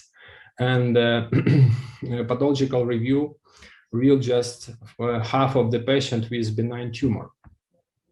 I want to present 2 cases when we use a different way of treatment after TATMEs, but initially we start to use the TATMEs the method to help the patient. So female, 78 years old, low rectal cancer, an MRI and ultrasound T1, SM12, rectoscopy 4 centimeters from anal verge, size 35 millimeters, chronic rectal bleeding. light anemia, and comorbidities. So we use TATME's full thickness procedure. There is an MRI. We have a tumor on the back wall, even a little bit left. Then we use a rigid Karl Storz platform to remove that tumor, and pathological review reveal a little bit different situation. Adenocarcinoma grade 1, full submucous invasion, lymphovascular invasion. So this case with high risk features, which requires a big operation. So within 10 days, low anterior resection was performed, and postoperative specimen revealed no tumor on thymus site and no lymph node involvement. So this patient had a good result, still alive. Another case, male 61 years old, rectal bleeding tenesmus, low rectal cancer, T1, adenocarcinoma in situ with low risk features from first glance. 5 centimeters from anal verge, left wall, size 30 millimeters. Comorbidities, prostate cancer. We decided to use a transanal microinvasive surgery as maybe the one method to manage this disease. So we use this is an MRI with a tumor back and left wall here, and this is a prostate tumor inside. So we use a flexible gel point system with laparoscopic instrument. There is a tumor, there is a full thickness excision of that tumor, stitching, and specimen. Pathological report, tubular adenoma with no cancer at all, clear surgical margins, and the next tactic is observation and treatment of prostate cancer. So I want to sum up all of the information we have today about the TATMEs in a short way, considering all meta-analysis and our result that transanal microinvasive surgery allows to perform a more accurate and block full thickness local excision of rectal tumor than even transanal excision, because we have a better exposure, better view, and have a nice instruments to manage. Morbidity and mortality rates are significantly lower as we based on other meta-analysis, and it helps us to have a good quality of life of the patient. In that case, do not compromise survivor in low risk T1 and 0 rectal cancers. So it helps us to manage this patient in a nice way without big operation with very good results. And of course, we should consider this method as a method with effective treatment of patients with T2 and 0 rectal cancers after chemoradiation therapy, when we have a good downstaging and the results comparable with initial T1 cancer. Thank you very much for your attention. Oh, thank you very much. And now we have a last talk about the convergent therapeutic strategies in the treatment of rectal cancer, the opinion of clinical oncologists. Our clinical oncologist, Patsko Veronika, will present her talk.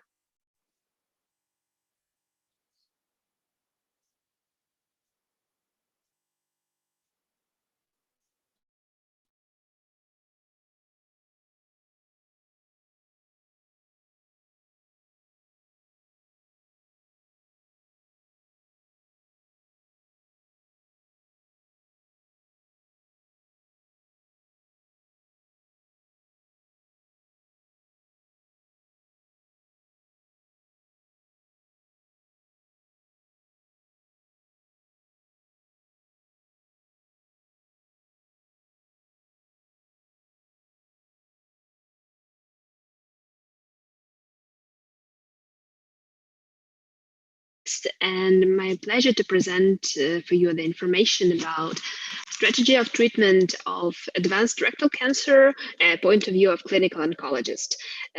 Dealing with the advanced rectal cancer, we need to go hand by hand with surgeons, and here is our view in the Eurosurgical conference.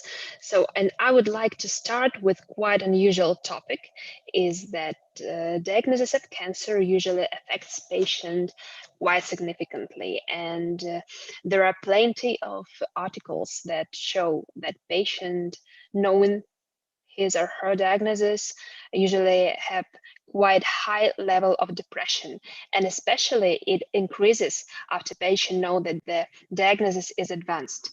And we are, as a doctors, should show our patients that they have high chances as well as a high hope for good quality of life as well as good overall survival. According to National Ukrainian Cancer Register, on the last year, the most quantity of diagnosed rectal cancer was stage 2 and stage 3, relatively. So we need to have this combined approach for these cases, which include neoadjuvant staging. And having an advanced cancer is not a doom for the patient. And after neoadjuvant treatment, patients should be and have to be restaged by surgeon and have to be assessed for the radical surgical treatment.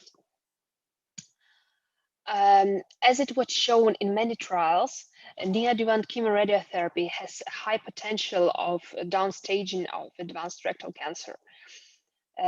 It was shown that not only overall survival is increased, but also error resection is increased. Moreover, after neoadjuvant treatment, the quality of life of the patient starting from the beginning improved significantly. There was an interesting trial in China, and a lot of patients were compared.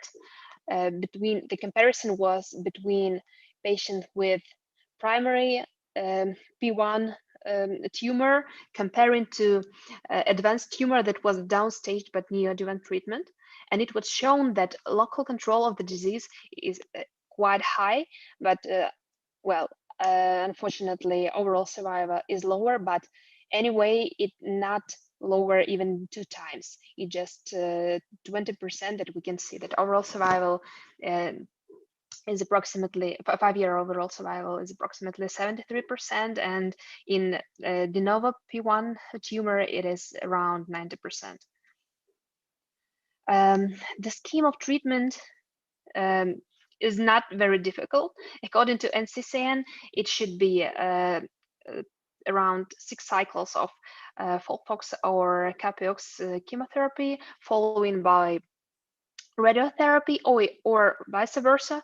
We can start from radiotherapy with capecitabine as a radiomodificator, and then following the combined schemes of FOLFOX or CAPEOX.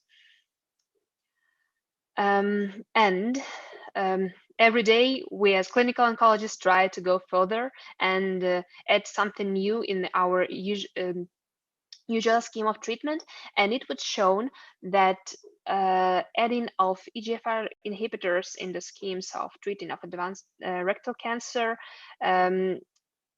not improved pathological complete response, but it significantly improved overall survival in patient who has wild-type KRAS mutation. So I would like to thank you for your attention, and with the sign of universe, I would like to show you that we have quite a whole universe of unknown things that are further to be known in our future. Thank you for your attention.